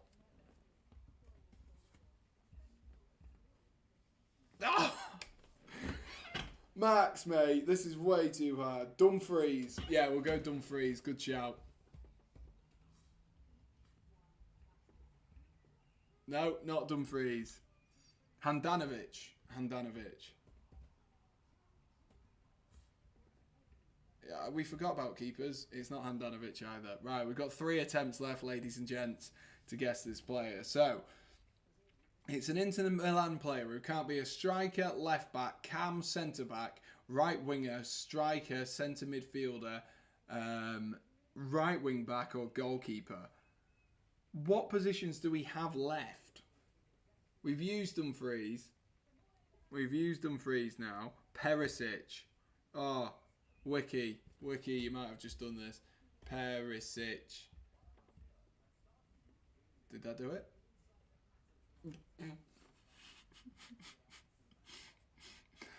Oh, God. Is there another Croatian who plays for Inter Milan? Because I don't know who said Croatian is. I don't know who the other Croatian is for Inter Milan. I'm not going to lie. I am not going to lie to you. I do not know who this is. I don't know my fruits. Let's just expand this a little bit. Mandzukic, he does. Does he still play football, Mario Mandzukic? I don't think he does. I think Curly's just giving himself PTSD. Can't be a left back. Can't be a left back. Why can't I extend this? Come on, let me extend it so you can see the full thing.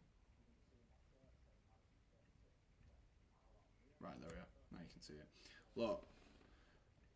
So it can't be a left midfielder, goalkeeper, right wing back, centre midfielder, striker, right wing, centre back. So what have we got? We've got, I guess we've got a right back. That guy who scored the goal versus England, that's Mandzukic, but he doesn't play for, he's a striker as well, so it can't be a striker. Oh my God. Max, this is well hard. Oh, Wiki. Oh no, because it can't be Brozovic. Unless Brozovic is down as a different, he's down as a different position. He's down as a CDM. Yeah, good shout. Good shout. Good shout. Good shout, Wiki. Good shout. Right, back to main menu. We'll do another one. That was, I don't know if that was entertaining. I don't know if it was, but we'll do another one. Right, player name. Wiki, you got the correct answer, so give us the first player name. Your first guess. Who do you reckon it's going to be? Elite ball knowledge, absolutely. I didn't even realise he was down as a different position on FIFA as he is, as Arturo Vidal is. Curly, they've got to be on FIFA. They've got to be on FIFA. So it can't be Peter Crouch, unfortunately. He hasn't got his icon card just yet. We're waiting for Wiki to give us a... Afternoon, Fraser. How we doing?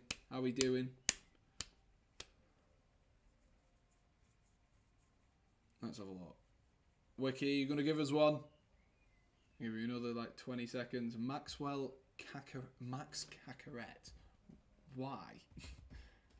Is he on here? He is. There he is. Make guess. Right. That did not help. That did not help. Right, Max, second guess. Who are you going with? Third guess is coming your way, Curly, so get thinking, and it can't be Peter Crouch. And then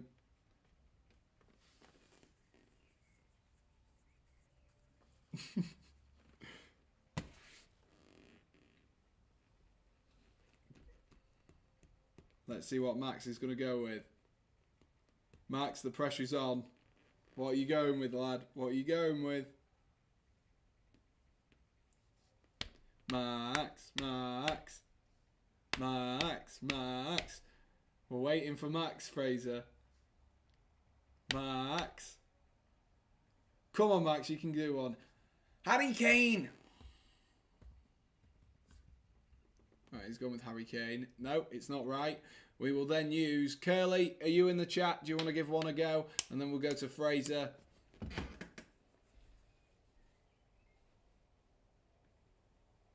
I promise Curly third.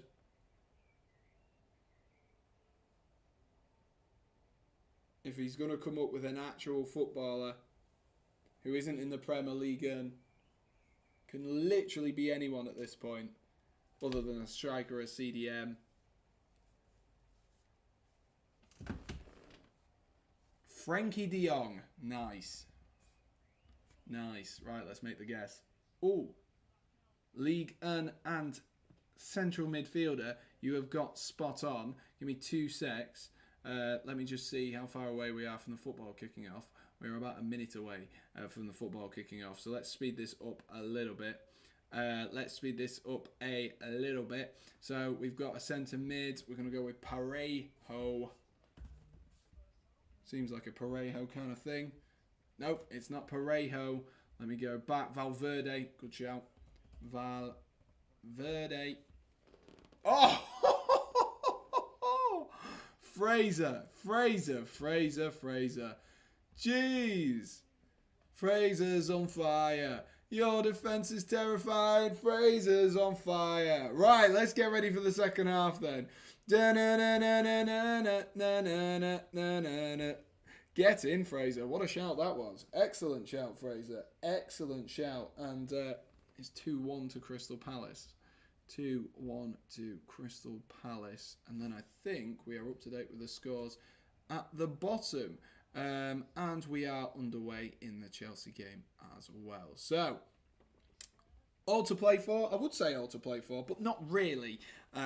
All to play for in the sense of that there's nothing to play for both of these two sides. And we've just had loads of people just join. So if you are watching and enjoying, do get in the chat and let us know what your thoughts are on this game so far. But let's have a look. Can Chelsea get a better second half than the first half? It was, like I say, one mistake really from Marcus Alonso has let Leicester get themselves a goal and get their noses in front, which is a shame really because Chelsea haven't been bad in this game, and I think Wiki said earlier as well, they did look a little bit better in the game against Leeds as well, but I guess it is Leeds, isn't it? Sam, I said Kane right when you asked. But it delay. Yeah, that's fine. No worries. Absolutely no worries. Let's see what Chelsea can do though. N'Golo Kante is going to drop this one back into Trevor Chalobah. 131 people in here. So if you are in here, get loud, get proud. Let us know what your thoughts are on this game. Even if you're a Chelsea or if you're a Leicester fan, do let us know what your thoughts are. Thiago Silva is going to move this one forward. He looks to swing one forward, looking for Marcus Alonso. That was a delightful ball, but Kasper Schmeichel comes out and gets the ball, grabs it and claims it. Absolutely claims it. Sam, I'm going to go now. Can't guarantee I'll be back. No worries. Enjoy whatever you're going to get up to, Max. Enjoy whatever you're going to get up to. Dewsbury Hall there. Just fouled there as Trevor Chalobah tried to get himself back, and there will be a booking there.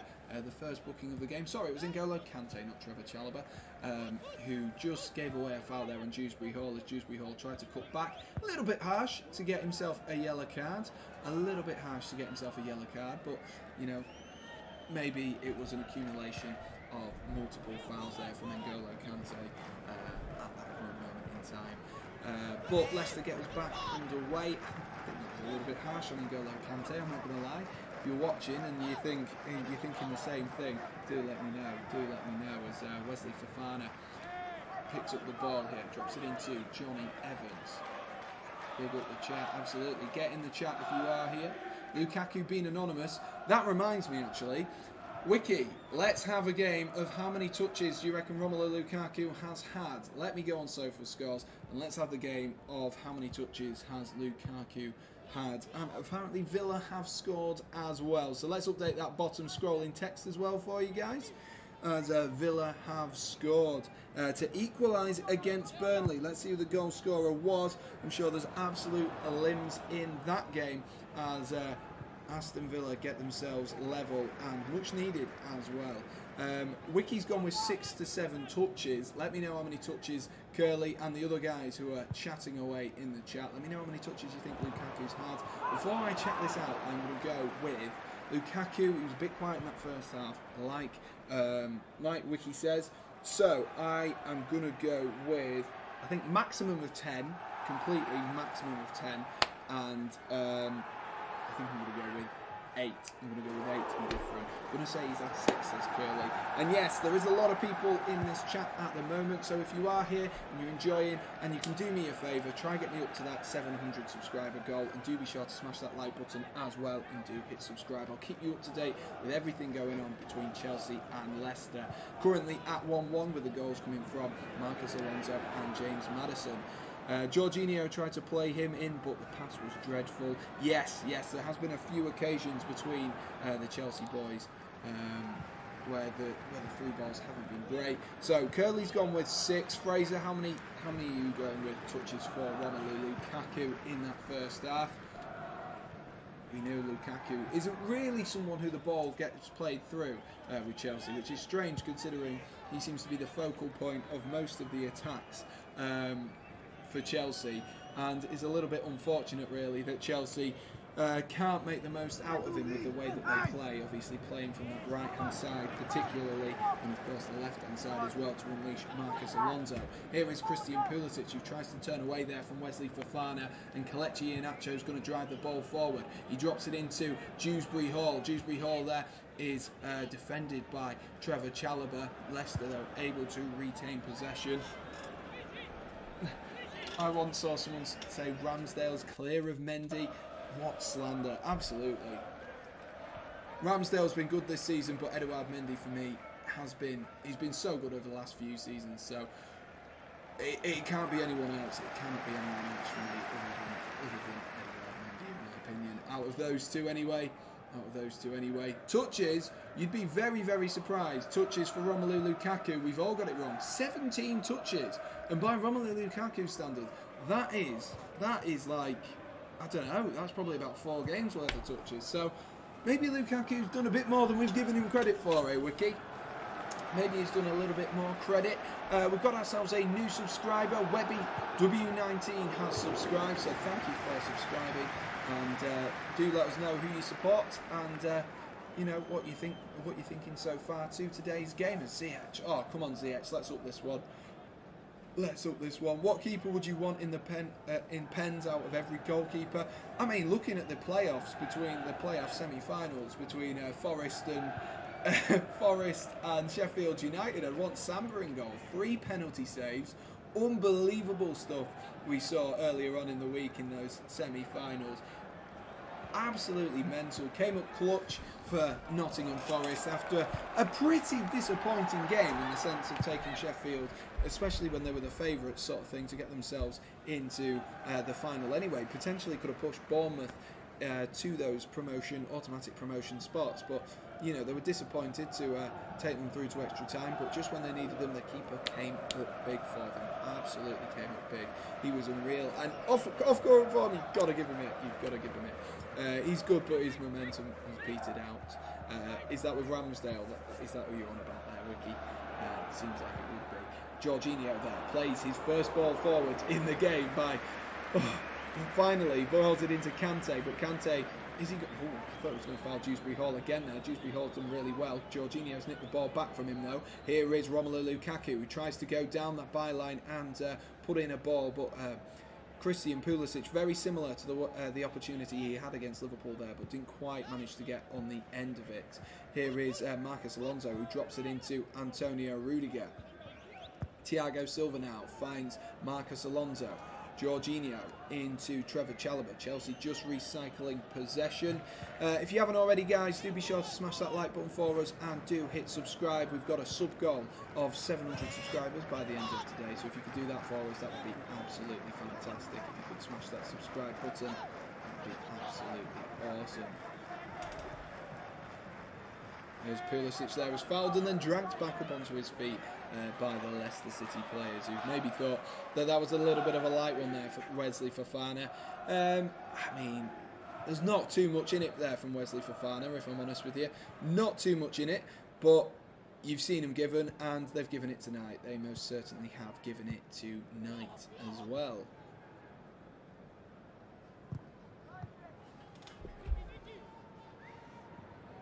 Here is a set piece here then for Chelsea. Opportunity to get the ball in, and it's Reece James who's whipped it in towards that back post, and it's straight into the hands there of Kasper Schmeichel. Will have been wanting to do more with that one. Jorginho thought he was playing rugby, not allowed to pass forward.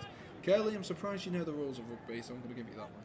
I'm going to give you that one. No offence, of course, no offence. But I'll give you that one.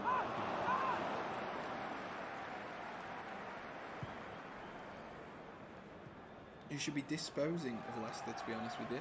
I mean, they've come into this 2 games in a row with 2 big wins. Jamie Vardy getting himself back on the score sheet.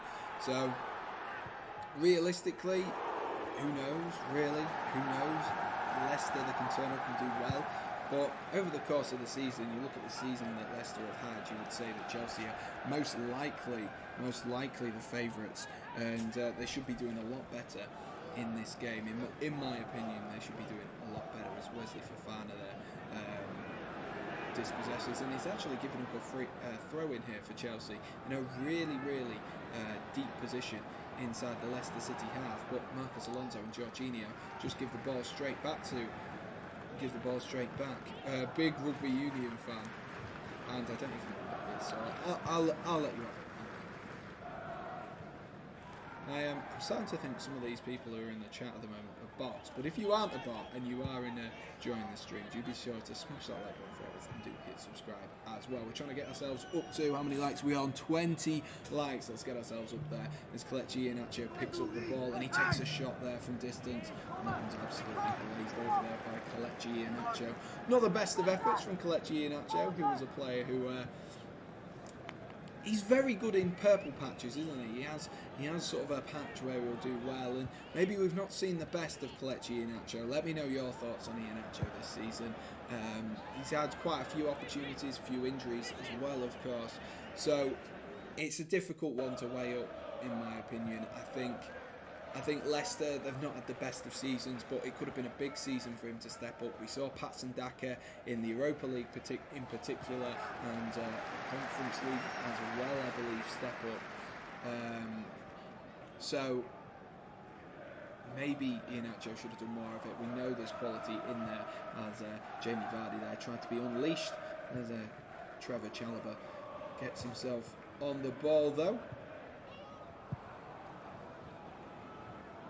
How is there? I don't know why there's 674 people in here. There is more people in here at one point than are subscribed to me, which is mental. If that is the case, but who knows? Who knows?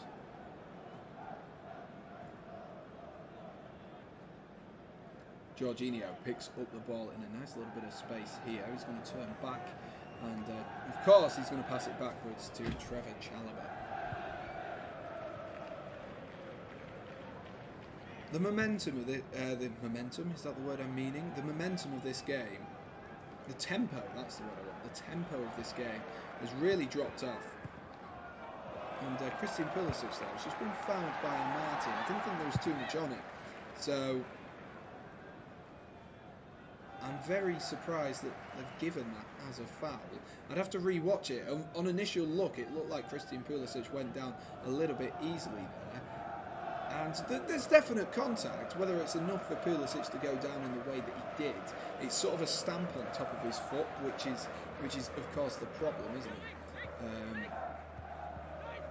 As soon as studs going on the foot, something like that, they're going to go down, because it is painful to have studs on the top of your foot, which is very, very, very painful. Might have fooled people for like 5 games, but he's still a scrub. Mate, I'd take Iheanacho at Arsenal, tired of that bum Nketiah. I think he'd do a good job at Arsenal. I do think he'd do a good job at Arsenal. It's just whether Arsenal can get the best out of him. I mean, Arteta, of course, under Pep Guardiola, but working alongside Pep Guardiola, does know Kelechi Iheanacho from his time at Manchester City. So maybe it could work. Maybe the style of play could work, and maybe it could suit him for the long period of time. At least Nketiah can score against Chelsea. Arsenal just seem to batter Chelsea every time. I'm not sure why. Ziyech with his free kick, it goes through the wall and into the hands of Kasper Schmeichel. Straight into the hands of Kasper Schmeichel. And a pretty easy save there. It was a good height for the goalkeeper, and it's sailed its way through into the hands for the Great Dane, as we will now refer to him as the Great Dane. Iheanacho tries to roll that one forward, looking towards Jamie Vardy, I believe it was, making the run, but Thiago Silva has done well and cleared that one up the field. But that's a lovely flick there from Romelu Lukaku, who's headed the ball on towards Hakim Ziyech, who's going to shoot, and that was the wrong decision from Hakim Ziyech. That most certainly was the wrong decision from Hakim Ziyech. I'm not quite sure why he's taken that one on, if I'm honest with you. Not sure why he's taken that one on. He drove into a little bit of space, and Hakim Ziyech just shot from the edge of the box, and it just was so timid and so tame into the hands of Kasper Schmeichel. It didn't really cause him any problems at all there. James Maddison just fouled by Lukaku, so Lukaku gets himself in the book as well.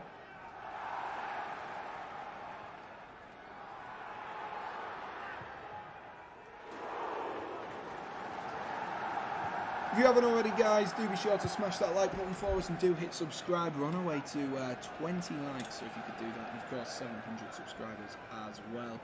Starting to think a lot of these people who are watching tonight are bots, but if you aren't a bot and you want to get in, and you want to get loud, and you want to tell us what your thoughts are on this game, do be sure to subscribe to the channel and get in the chat as well, and let me know your thoughts and feelings.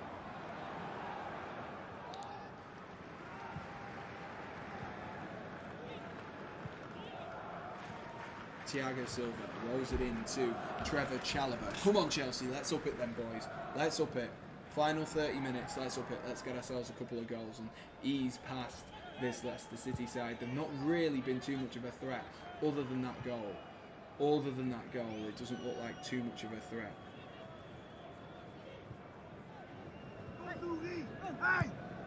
Kante drops it back in towards Thiago Silva. Silva switches the play into Marcus Alonso. Alonso drops it to Thiago Silva. Haaland in the chat. What? Oh my god. At last, great numbers viewing. Made my day for you, sir. Thanks, Gerd. Thank you, I appreciate it. Just hopefully people will get in the chat and chat. That's what it's there for, ladies and gents. That is what it's there for. If you want to have a discussion about this game. Thiago Silva is going to look forward here. That's a delightful ball out wide to find Hakim Ziyech, who's brought that one down with his knee, and now looks in towards Lukaku. Oh, 50p head from Romelu Lukaku. Absolute 50p head that was from Romelu Lukaku, and just absolutely, like, he's done quite well actually. The movement's okay. He gets away from Amati. So much to my surprise, he's jumped in the air as well, Romelu Lukaku, and he's just flicked that one wide there. The big Belgian striker. Let's see what the scores on the doors in the other games are. Let's have a gander. It is still 1-1 in the Burnley game. Emi Buendia and Ashley Barnes. I nearly said Harvey Barnes then. Emi Buendia and Ashley Barnes, the 2 goal scorers in that game. And so, what does that do for the table at the moment? That does take Burnley out of the relegation zone, but still a point behind Everton, which is something that they won't want. And Pulisic! Oh my God, Christian Pulisic puts it wide. Lukaku, so unselfish, sweaty goals it across the box, and Christian Pulisic completely misses the goal. I tell you what, LeBron James won't miss that one. LeBron James would not miss that one. It's great play from Reece James. A 1-2 with N'Golo Kante. Lukaku rolls it across the box. And Christian Pulisic. Chris. How he's missed that, and Lukaku's offside again. How he's missed that, I don't know. And it's still 2-1 as well for Crystal Palace. So 2-1 for Crystal Palace in the other game. Who is Leeds' last game of the season? That's a very good question, Joseph. Let me find out for you. Leeds United are playing Brentford. So make that of what you will. Make of that what you will. To be honest with you, make of that what you will. Brentford, of course, will come into that in fantastic form. Let's just double check all 3 fixtures that, of course, apply at the bottom. Arsenal, Everton, so I'm sure they'll fancy that, as well as Everton have just equalised. Everton have equalised. Crystal Palace 2-0 up. Now find themselves pegged back to 2-2. So this could be a huge point for Everton. A huge point for Everton. The other games is Burnley versus Newcastle. I'll just read all the games. It is Arsenal versus Everton, Brentford versus Leeds, which Alisson's just scored, by the way. Brighton versus West Ham, Burnley versus Newcastle, Chelsea versus Watford, Crystal Palace versus Manchester United, Leicester City, Southampton, and then the 2 big ones, Liverpool versus Wolves, Manchester City versus Aston Villa, and then Norwich versus Tottenham to seal the deal on Sunday. All games being played at 4 o'clock, all at the same time. And do be sure to stick around. We'll try and sort something out for the weekend so we can keep you all up to date with everything going on across both matches and all relegation matches as well. Last day score predictions next video. If I had time to turn it round, I might be able to do something on Saturday. But good idea, Joseph. I like it. I love how you've now changed your name to Curly, and I keep calling you Joseph. And when you were Joseph, I kept calling you Curly. Typical. Reece James here with a free kick just outside the box. Of course it is. That's where free kicks are taken from. Reece James whips it in, and it's taken the deflection there off Mendy in the wall, who does his job, jumps up and headers that one clear, and that will go behind for a Chelsea corner, and another opportunity for them to get the ball whipped in towards the box and maybe to get Thiago Silva's noggin on it. That is the one thing we do miss about Kurt Zouma, of course, is that aggression. No, not towards his cap, but also towards the ball as it flew through the air. That is the other thing that we do absolutely miss when it comes to a corner, is that aggression in the air from Kurt Zouma. Maybe he just pretended the ball was his cap. Maybe that's what it was. Oh, Rudiger, good shot on the turn there. It was a good save by Kasper Schmeichel. I could hear the crowd absolutely screaming there as Rudiger turned in the box. Could have been anyone else. I think that might have been a goal. Reece James lofts it in towards Pulisic, who headers the ball backwards towards Antonio Rudiger. And Rudiger's given the ball away there. And Wesley for... Oh my gosh, Rudiger, you're going to have to be careful with that one. You're going to have to be careful with that one. He's got himself a booking. It's more for the way he does it. He wins the ball cleanly. But Rudiger, that was an old school tackle on Wesley Fofana. He's won the ball, don't get me wrong, but it's a weird tackle, man. It's a weird tackle. It really is a weird tackle from Rudiger. And I think that's why the referee's given it as a foul. It's almost like he jumps on his butt and then puts his foot in the way. It's really, really strange from Tony Rudiger there. The referee just having a word with Azpilicueta, Jorginho and Schmeichel about that tackle. And Curly says that was a Brexit tackle. It definitely was. If there's one thing Rudiger has learned during his time at Stamford Bridge, it is apparently that he knows what a Brexit tackle is. He knows what a Brexit tackle is. That is apparently what he has learned from his time at Stamford Bridge. That was an absolute Brexit tackle. It was like proper 2-footed. He just smashed into him.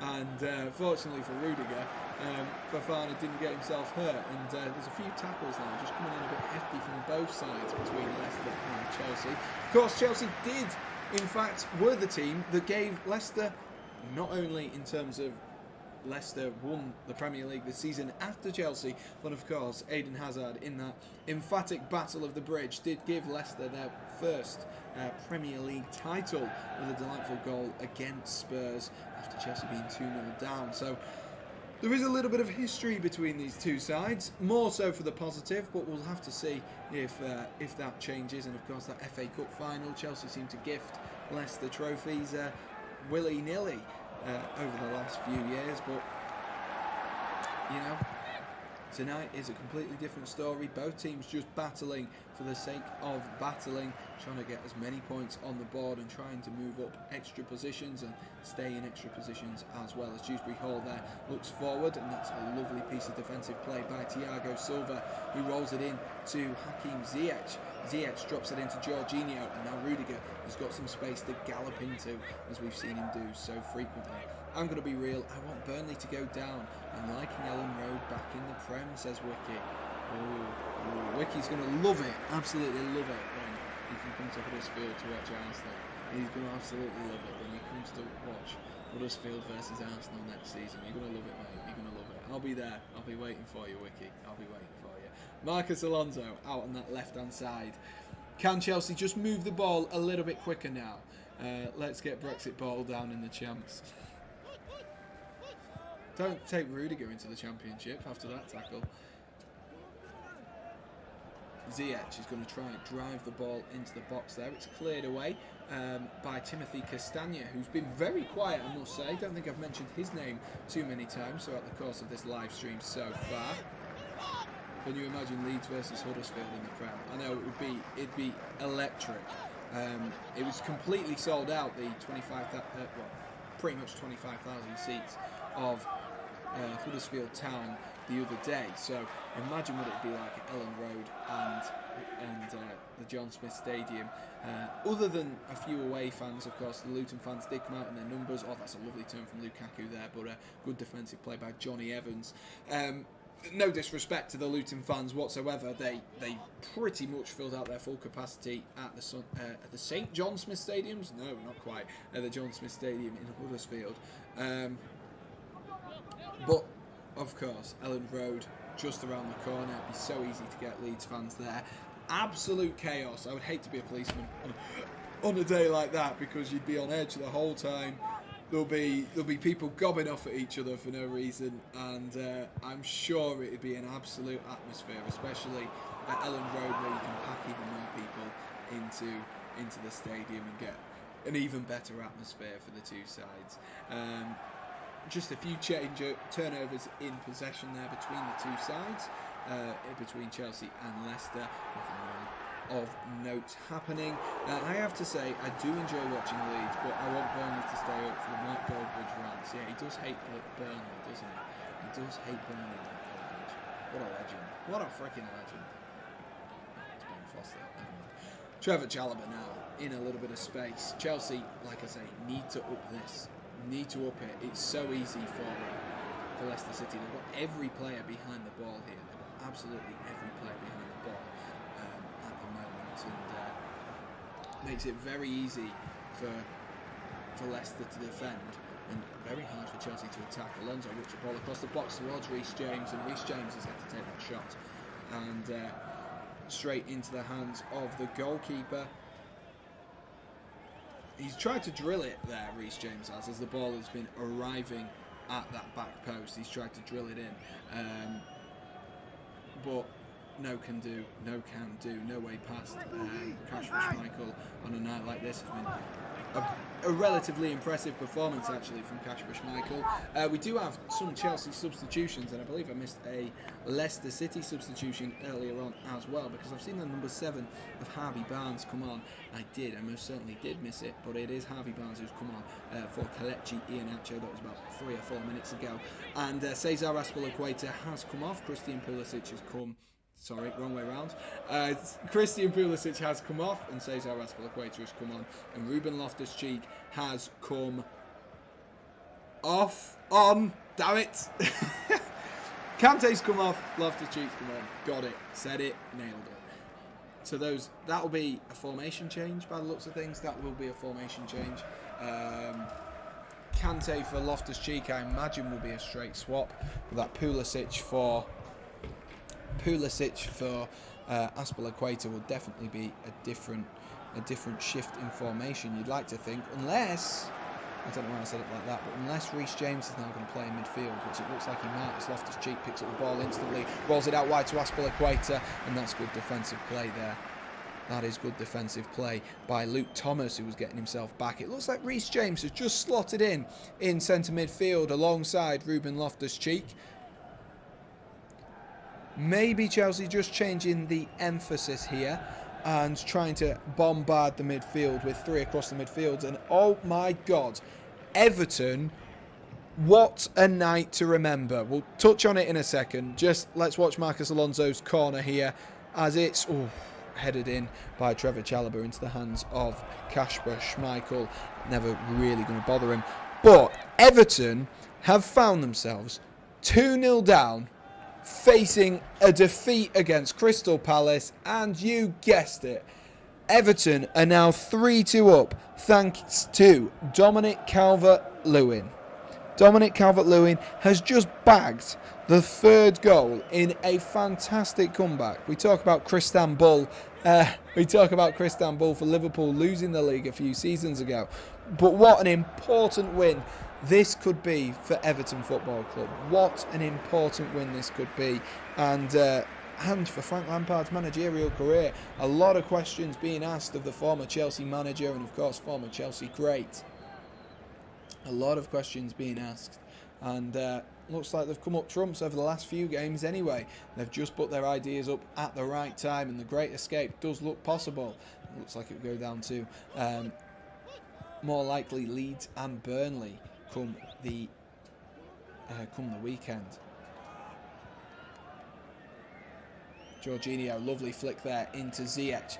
Ziyech drops it back into Reece James. I'm still completely unaware of where Reece James is playing there. We've not really had an opportunity to see where he's playing. I think Azpilicueta's gone out onto that right-hand side to play as a wing-back. So I do think Chelsea are playing, I don't know, Marcus Alonso now seems like he's playing in the middle. Really strange, really strange. Afternoon, Aidan, how are we doing? How are you doing, mate? Ziyech there, just nutmegs Castagna, but Castagna's done well there. Wasn't impressed by the nutmeg, and referee I thought he was going to give a foul there from Hakim Ziyech as he pulled back Timothy Castagna. Yeah, I think it does mean that Everton will definitely stay up unless Crystal Palace can nick a point. I think it will go down to Burnley or Leeds. Don't even think. I mean, I predicted Leeds to finish like 14th this season. So I definitely didn't see this coming for Leeds. Definitely didn't. That's a good ball out wide to Ziyech. Ziyech looks to whip that one in, and that is headed clear there by Johnny Evans. Good if Chelsea win. That's a very good point, Aidan. That is a very good point. Good if Chelsea win. That's what we need. That is what we need. It's not been the greatest of performances. I feel like I say that every time out. Maybe my expectations for Chelsea are just too high. Maybe just too high. Good need them to lose to Arsenal on Sunday. Yeah, because you guys, you've still got top 4 opportunity, haven't you? I always find that strange when a team's got an opportunity to move up a position, but the other one can't overtake the team. For example, Tottenham can overtake Chelsea, but Arsenal can't get anywhere near Chelsea now, which I always feel is strange. Doesn't mean we'll get top 4, but might as well cap off this season with a W. Absolutely, absolutely. You've got to go for everything. It's the final few games of the season, and to be honest with you, I was expecting that tonight from Chelsea. Like I say, my score prediction was a 3-0 win to Chelsea, and that's just not materialised really at this current moment in time. There's Reece James, who's definitely playing in midfield now. Thomas Tuchel trying something a little bit different. Maybe they've just looked at the fact that they are playing 3 across with midfield with Dewsbury Hall, Mendy, and James Maddison, and really being overcrowded, and maybe that is the reason they've gone for it. Maybe that's the reason they've gone for it, Thomas Tuchel, just to overload that midfield, maybe with a lack of options in midfield, wanting to rest Mason Mount potentially for the weekend as well. Maybe that's why he's gone for it. It's Reece James clips one in towards Romelu Lukaku there, and that has gone in and behind for a I say it's gone in. It's gone behind is what I meant to say for a Leicester goal kick. Tottenham have Norwich, so I'm not confident anyway, unless they do a massive bottle job. That would be a massive bottle job. Jamie Vardy, off the field, things have been going down between Jamie Vardy's family, Rebecca Vardy and Colleen Rooney, but Jamie Vardy didn't have the best of performances tonight. Ayoze Perez does make his way onto the field, and that is... Whew, that is another substitution. And Kai Havertz sporting the Mason Mount trim, as we've all discussed and established. Kai Havertz is onto the pitch as well. He was injured for the game against Liverpool, the FA Cup final. Did pick up a slight knock. I don't even think he made the bench for that game, but good to see him on the bench tonight and all sorted. Wilco says, oh my god, pop in, and over 500 people in the chat. Yeah, I'm not quite sure because no one's actually chatted to me. So if you'd like to chat to me, that'd be absolutely fantastic. Absolutely fantastic. Get involved with the chat, guys. We've got a great community over here on the SRL Sam Redgate-Large channel, and if you do want to subscribe as well and stick around, that would be absolutely fantastic. Havertz about play even worse than he already did with that dream. Yeah, well, according to you, definitely. He's got the Mason Mount trim now, so definitely will do for you, Wiki. Definitely will do. Loftus-Cheek finds Ziyech, who drops it into Trevor Chalobah. It was a good, nice bit of play there from Chelsea, but it's gone back to Thiago Silva, and now the play's been slowed down once again. Loftus-Cheek goes out wide to Azpilicueta. Drops it back in there to Loftus-Cheek. Here is Ziyech. Goes back towards Azpilicueta. Azpilicueta tries to pull the ball across the box. Good defensive play though by, I think it was Amati in there. And the pressure was on Mendy as he tried to clear the ball out. Not Chelsea's Mendy. Can't remember Leicester's Mendy's first name. Can't remember. It begins with an N, I believe. Can't remember what it is. Can't remember what it is off the top of my head. Who knows? Who knows? Loftus-Cheek has been good recently. He was really good against Leeds. It's his frame, I think, Wiki. It's his frame. I think he's starting to use his frame and his fast feet well. And even just the glimpses we've had in this game is he likes to pick up the ball and drive the ball forward. And that's what Chelsea are almost missing when Kovacic isn't playing, the ability to drive the ball forward. We just need to make sure that in a two in midfield, he can do the job, because tonight, of course, he's being deployed in a three in midfield with Reece James dropping into midfield, doing really well there as well, to drop the ball into Jorginho. But we just need to make sure that he is good enough to play in that centre midfield role alongside someone like a Kante or a Kovacic. I think Kovacic, I don't think that is a partnership I can see happening. They're two very similar players, but they're both very, very good players.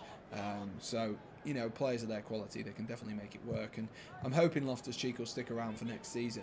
But that is a big question, isn't it, really? For the likes of Ruben Loftus-Cheek, Armando Broja, Conor Gallagher, Billy Gilmore, I'm sure I've missed more. What do they do? What do they do come next season? Do they try and stick it out? Lovely play by Azpilicueta there, who chops back inside, and it's cleared by Johnny Evans. Do they try and stick about at Stamford Bridge for the next season, or do they go, right, hedge our bets? We might not get some play time, might not get some game time next season. Hedge our bets. Let's get ourselves a loan or potentially a move away from the bridge. It's really, really interesting sort of thing to weigh up. What would you do if you were one of the four I just mentioned there in Loftus-Cheek, Armando Broja, Conor Gallagher, or Billy Gilmore? Because for me, Loftus-Cheek, I think Loftus-Cheek is just about moving his way into this team. He's 26 now, so we could have a good 4 or 5 years out of him. So he could be able to move his way in. I think he might end up being a bit of an Oxlade-Chamberlain, though, in the sense that maybe a bit injury-prone, a good player on his day, always puts in good performances, but a little bit injury-prone and maybe doesn't get the best out. Thomas Tuchel won't get the best out of him in the Chelsea kit. Armando Broja, I think it could be a great opportunity for Armando Broja if he comes back on loan. If he comes back from his loan. Chelsea, of course, without really a main striker, Romelu Lukaku is that man, but You know, he hasn't been firing like you would imagine. Armando Broja, for the amount of game time he's played this season, and of course the lack of goals that Southampton score, and you know, Che Adams and James Ward-Prowse coming up with 9-8 goals themselves. Armando Broja to score 6-7 goals this season, it's been really, really impressive from him as well. So Armando Broja, for me, I think I would hedge my bets and say I'm going to try and stay. It's just whether you're going to be able to try and compete with Kai Havertz more so than Romelu Lukaku. In my opinion, I think that's who you're competing with for that position is Kai Havertz, who, that being said, has come on 7 minutes ago and hasn't really done anything. And it looks like this game's just going to dwindle out here. It really does look like this game is just going to go steadily and slowly and just eventually drop off. If you haven't already, guys, do be sure to smash that like button for us and do hit subscribe, and let us know what you'd do if you were Armando Broja or Conor Gallagher. Would you come back to Chelsea, or would you try and get another loan move away and potentially a team further up the division? I nearly said Mason Mount there. I meant to say Kai Havertz. It's already happened. We're about 7 minutes into Kai Havertz coming onto the pitch with his new haircut, and I've already nearly called him Mason Mount. So it was bound to happen, wasn't it? It was bound to happen there. I've got almost exactly the same haircut at the moment. But it was a decent ball over the top. Havertz just tried to get the ball down and just didn't quite get a touch on it. What is the score in the other games? Have we got full-time whistle? Have we got a full-time whistle at Everton? Not quite yet. We're into the 7 minutes of added time at the end of that, as Richarlison has found himself getting subbed off. Apparently from an injury that I've just seen for Richarlison. Just trying to make sure that Chelsea don't score. Yeah, Richarlison has come off injured for John Joe Kenny, so it looks like they're shutting up shop. And Aston Villa as well are drawing still with Burnley. So if we just take a quick glance at the bottom of the table, that does mean if the result stays as it is, Everton have beaten the drop. That does mean. If I was Broja, I'd go to City and get paid loads of money. I'm not sure he's got that one on his cards, considering they've just signed Erling Haaland. I don't think that one's quite on the cards for Armando Broja at the moment. But I mean, why not? If that was the option, Curly, I'm sure I'd go for it. But it sort of defeats the point of the question. Sort of defeats the point of the question. We've got about 5 minutes left here, guys. 5 minutes left.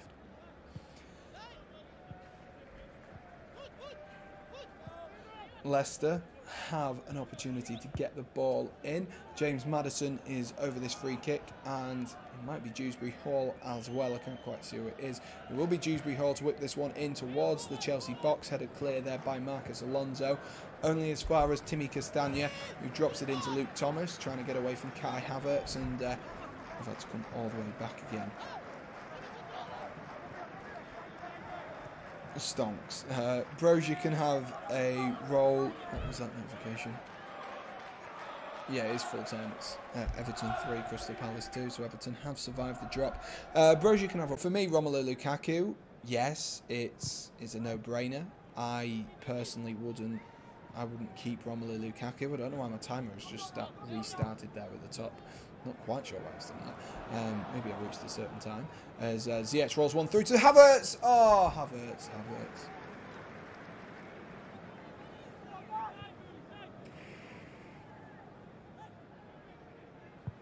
It's brilliant movement. It is brilliant movement. Does he hit it with his standing foot before he shoots?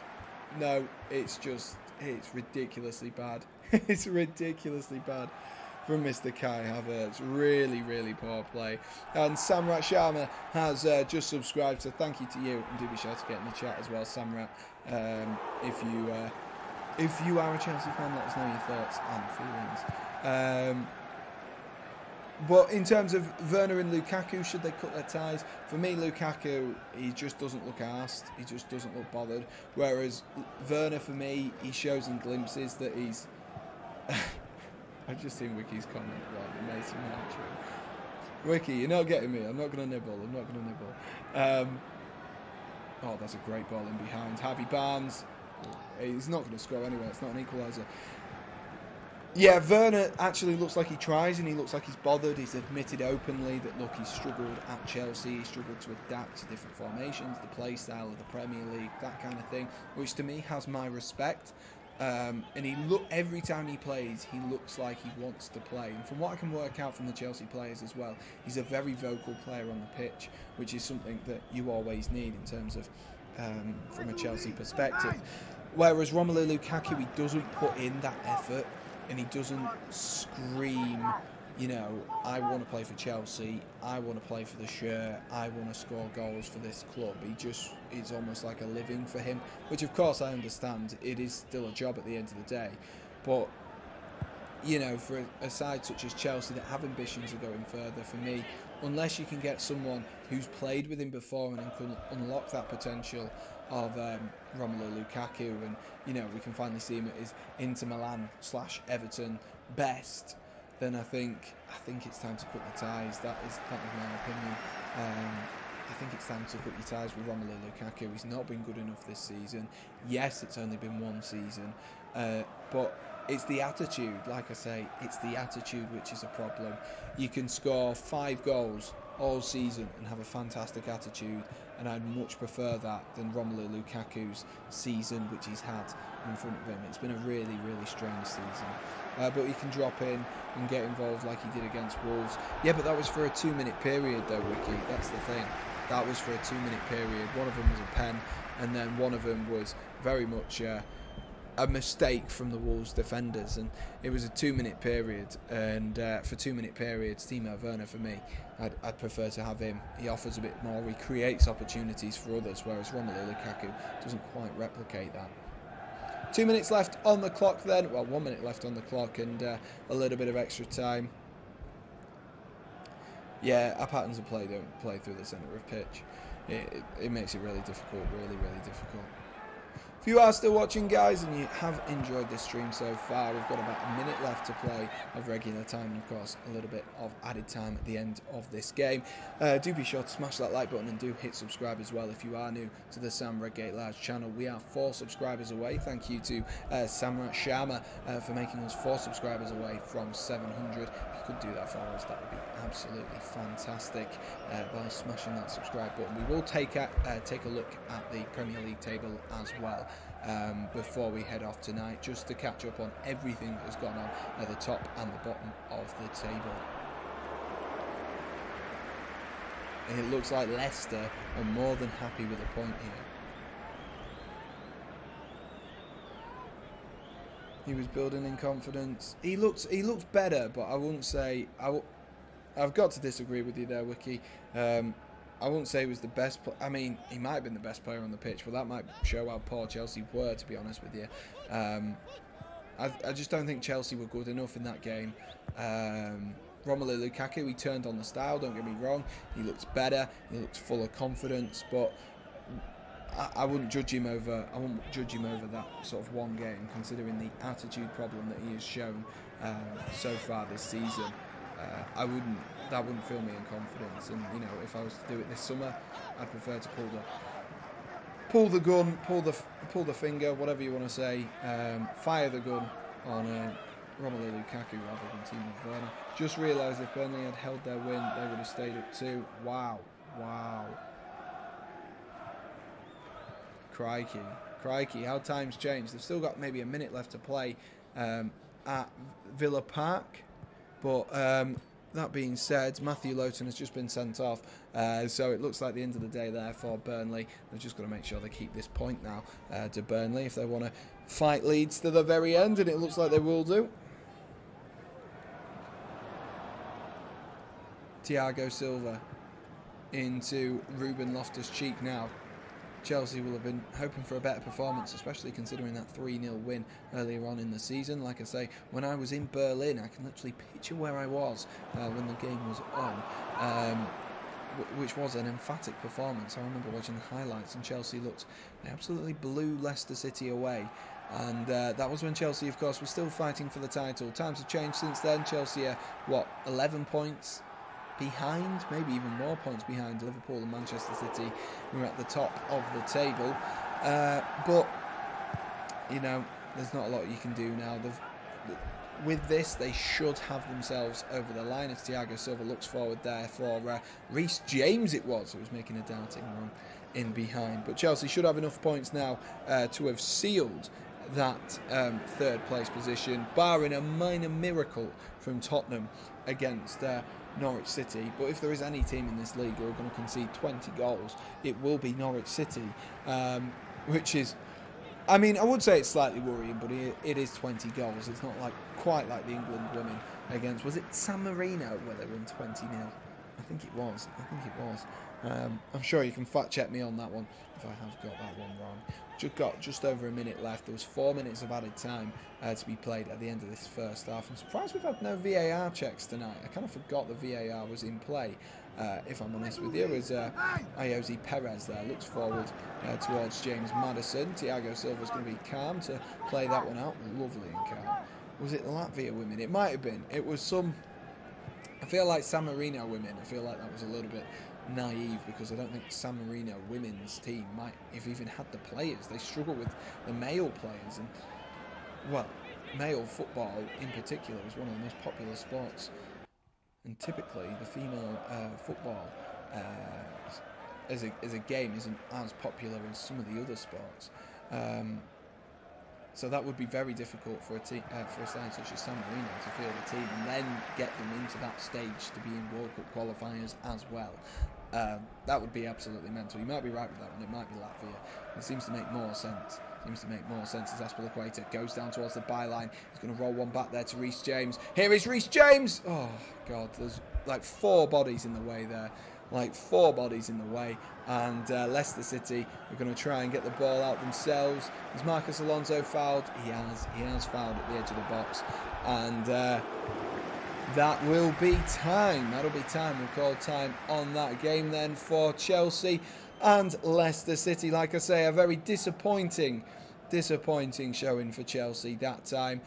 To be honest with you, I mean, Leicester came into this having won 2 games pretty convincingly, so I guess it's not the worst of performances from Chelsea, but I was hoping for a real bounce back and to prove that actually, despite Chelsea having lost in the FA Cup and the Carabao Cup final, that Chelsea will have looked to bounce back and look to move the ball on and, be progressive with the way that they play. But that wasn't quite what we saw tonight, and Marcus Alonso's goal, whilst an absolute beauty and a lovely strike from the Spaniard, wasn't enough, and Maddison had already scored and Alonso made up for his mistake.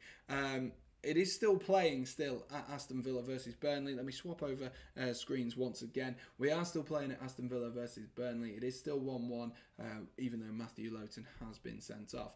But as it stands, let's have a look. Let's go have a look at the table on here. We don't need the screen quite so wide. So we will just change this for ourselves in a quick minute.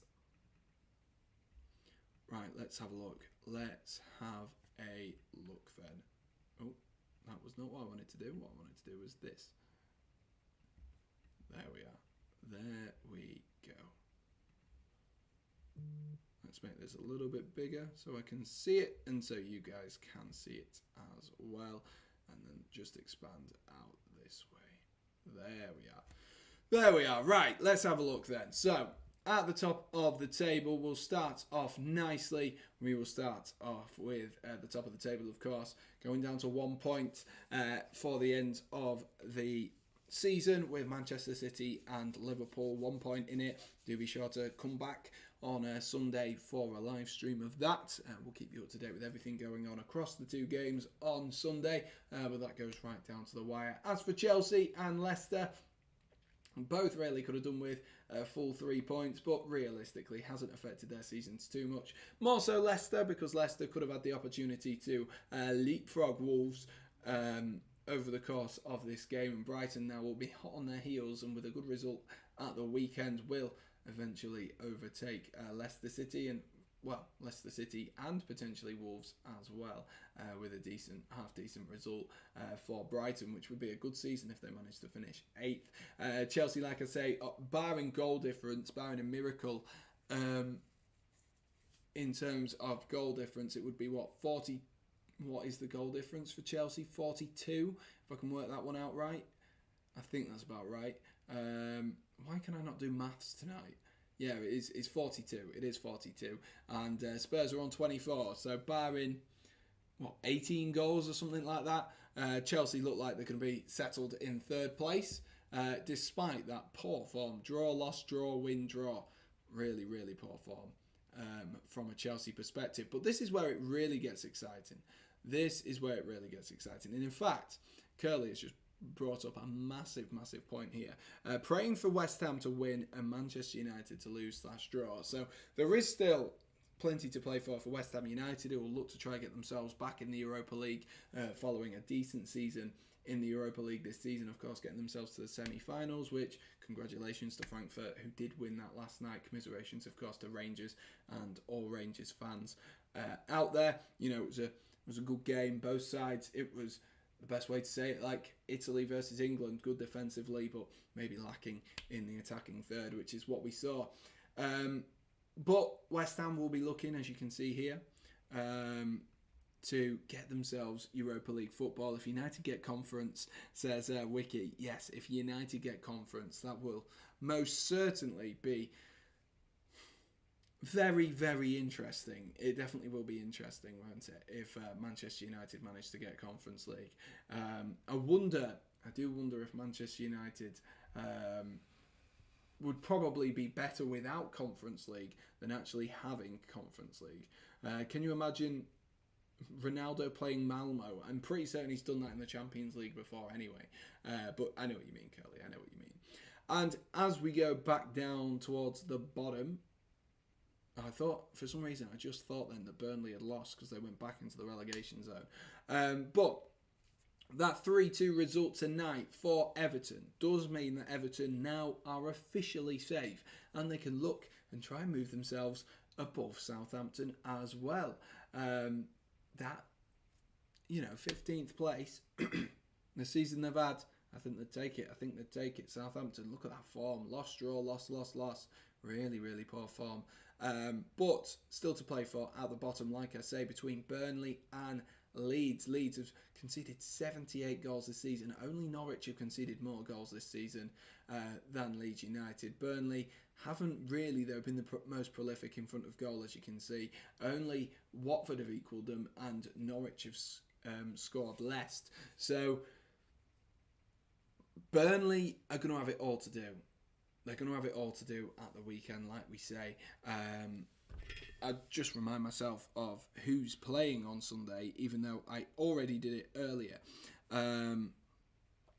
So Burnley are playing Newcastle and Brentford are playing Leeds. So that is two games there that they can definitely go either way.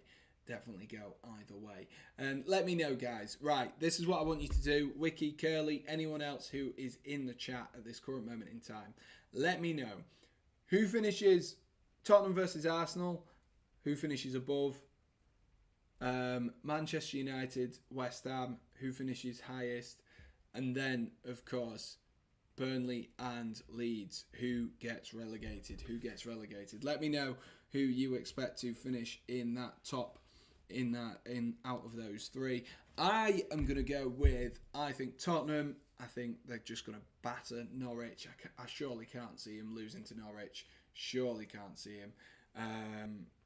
It's a foregone conclusion. Yeah, exactly. It seems like the most logical thing for Tottenham to win tomorrow. If they didn't, I'd be very, very surprised. Tomorrow, Sunday. I don't know why I keep doing that. So yeah, it looks like Tottenham will be fourth. Another season without Champions League football for Arsenal. I think it'll be Manchester United. Who are United playing? Let me just double check. United versus Crystal Palace or West Ham versus Brighton. Brighton, of course, like I say, do have that to play for in the sense that they could get themselves up to 8th, which would be a really respectable season. For Brighton. And of course, they've still got that to play for. So Brighton will fancy their chances against West Ham.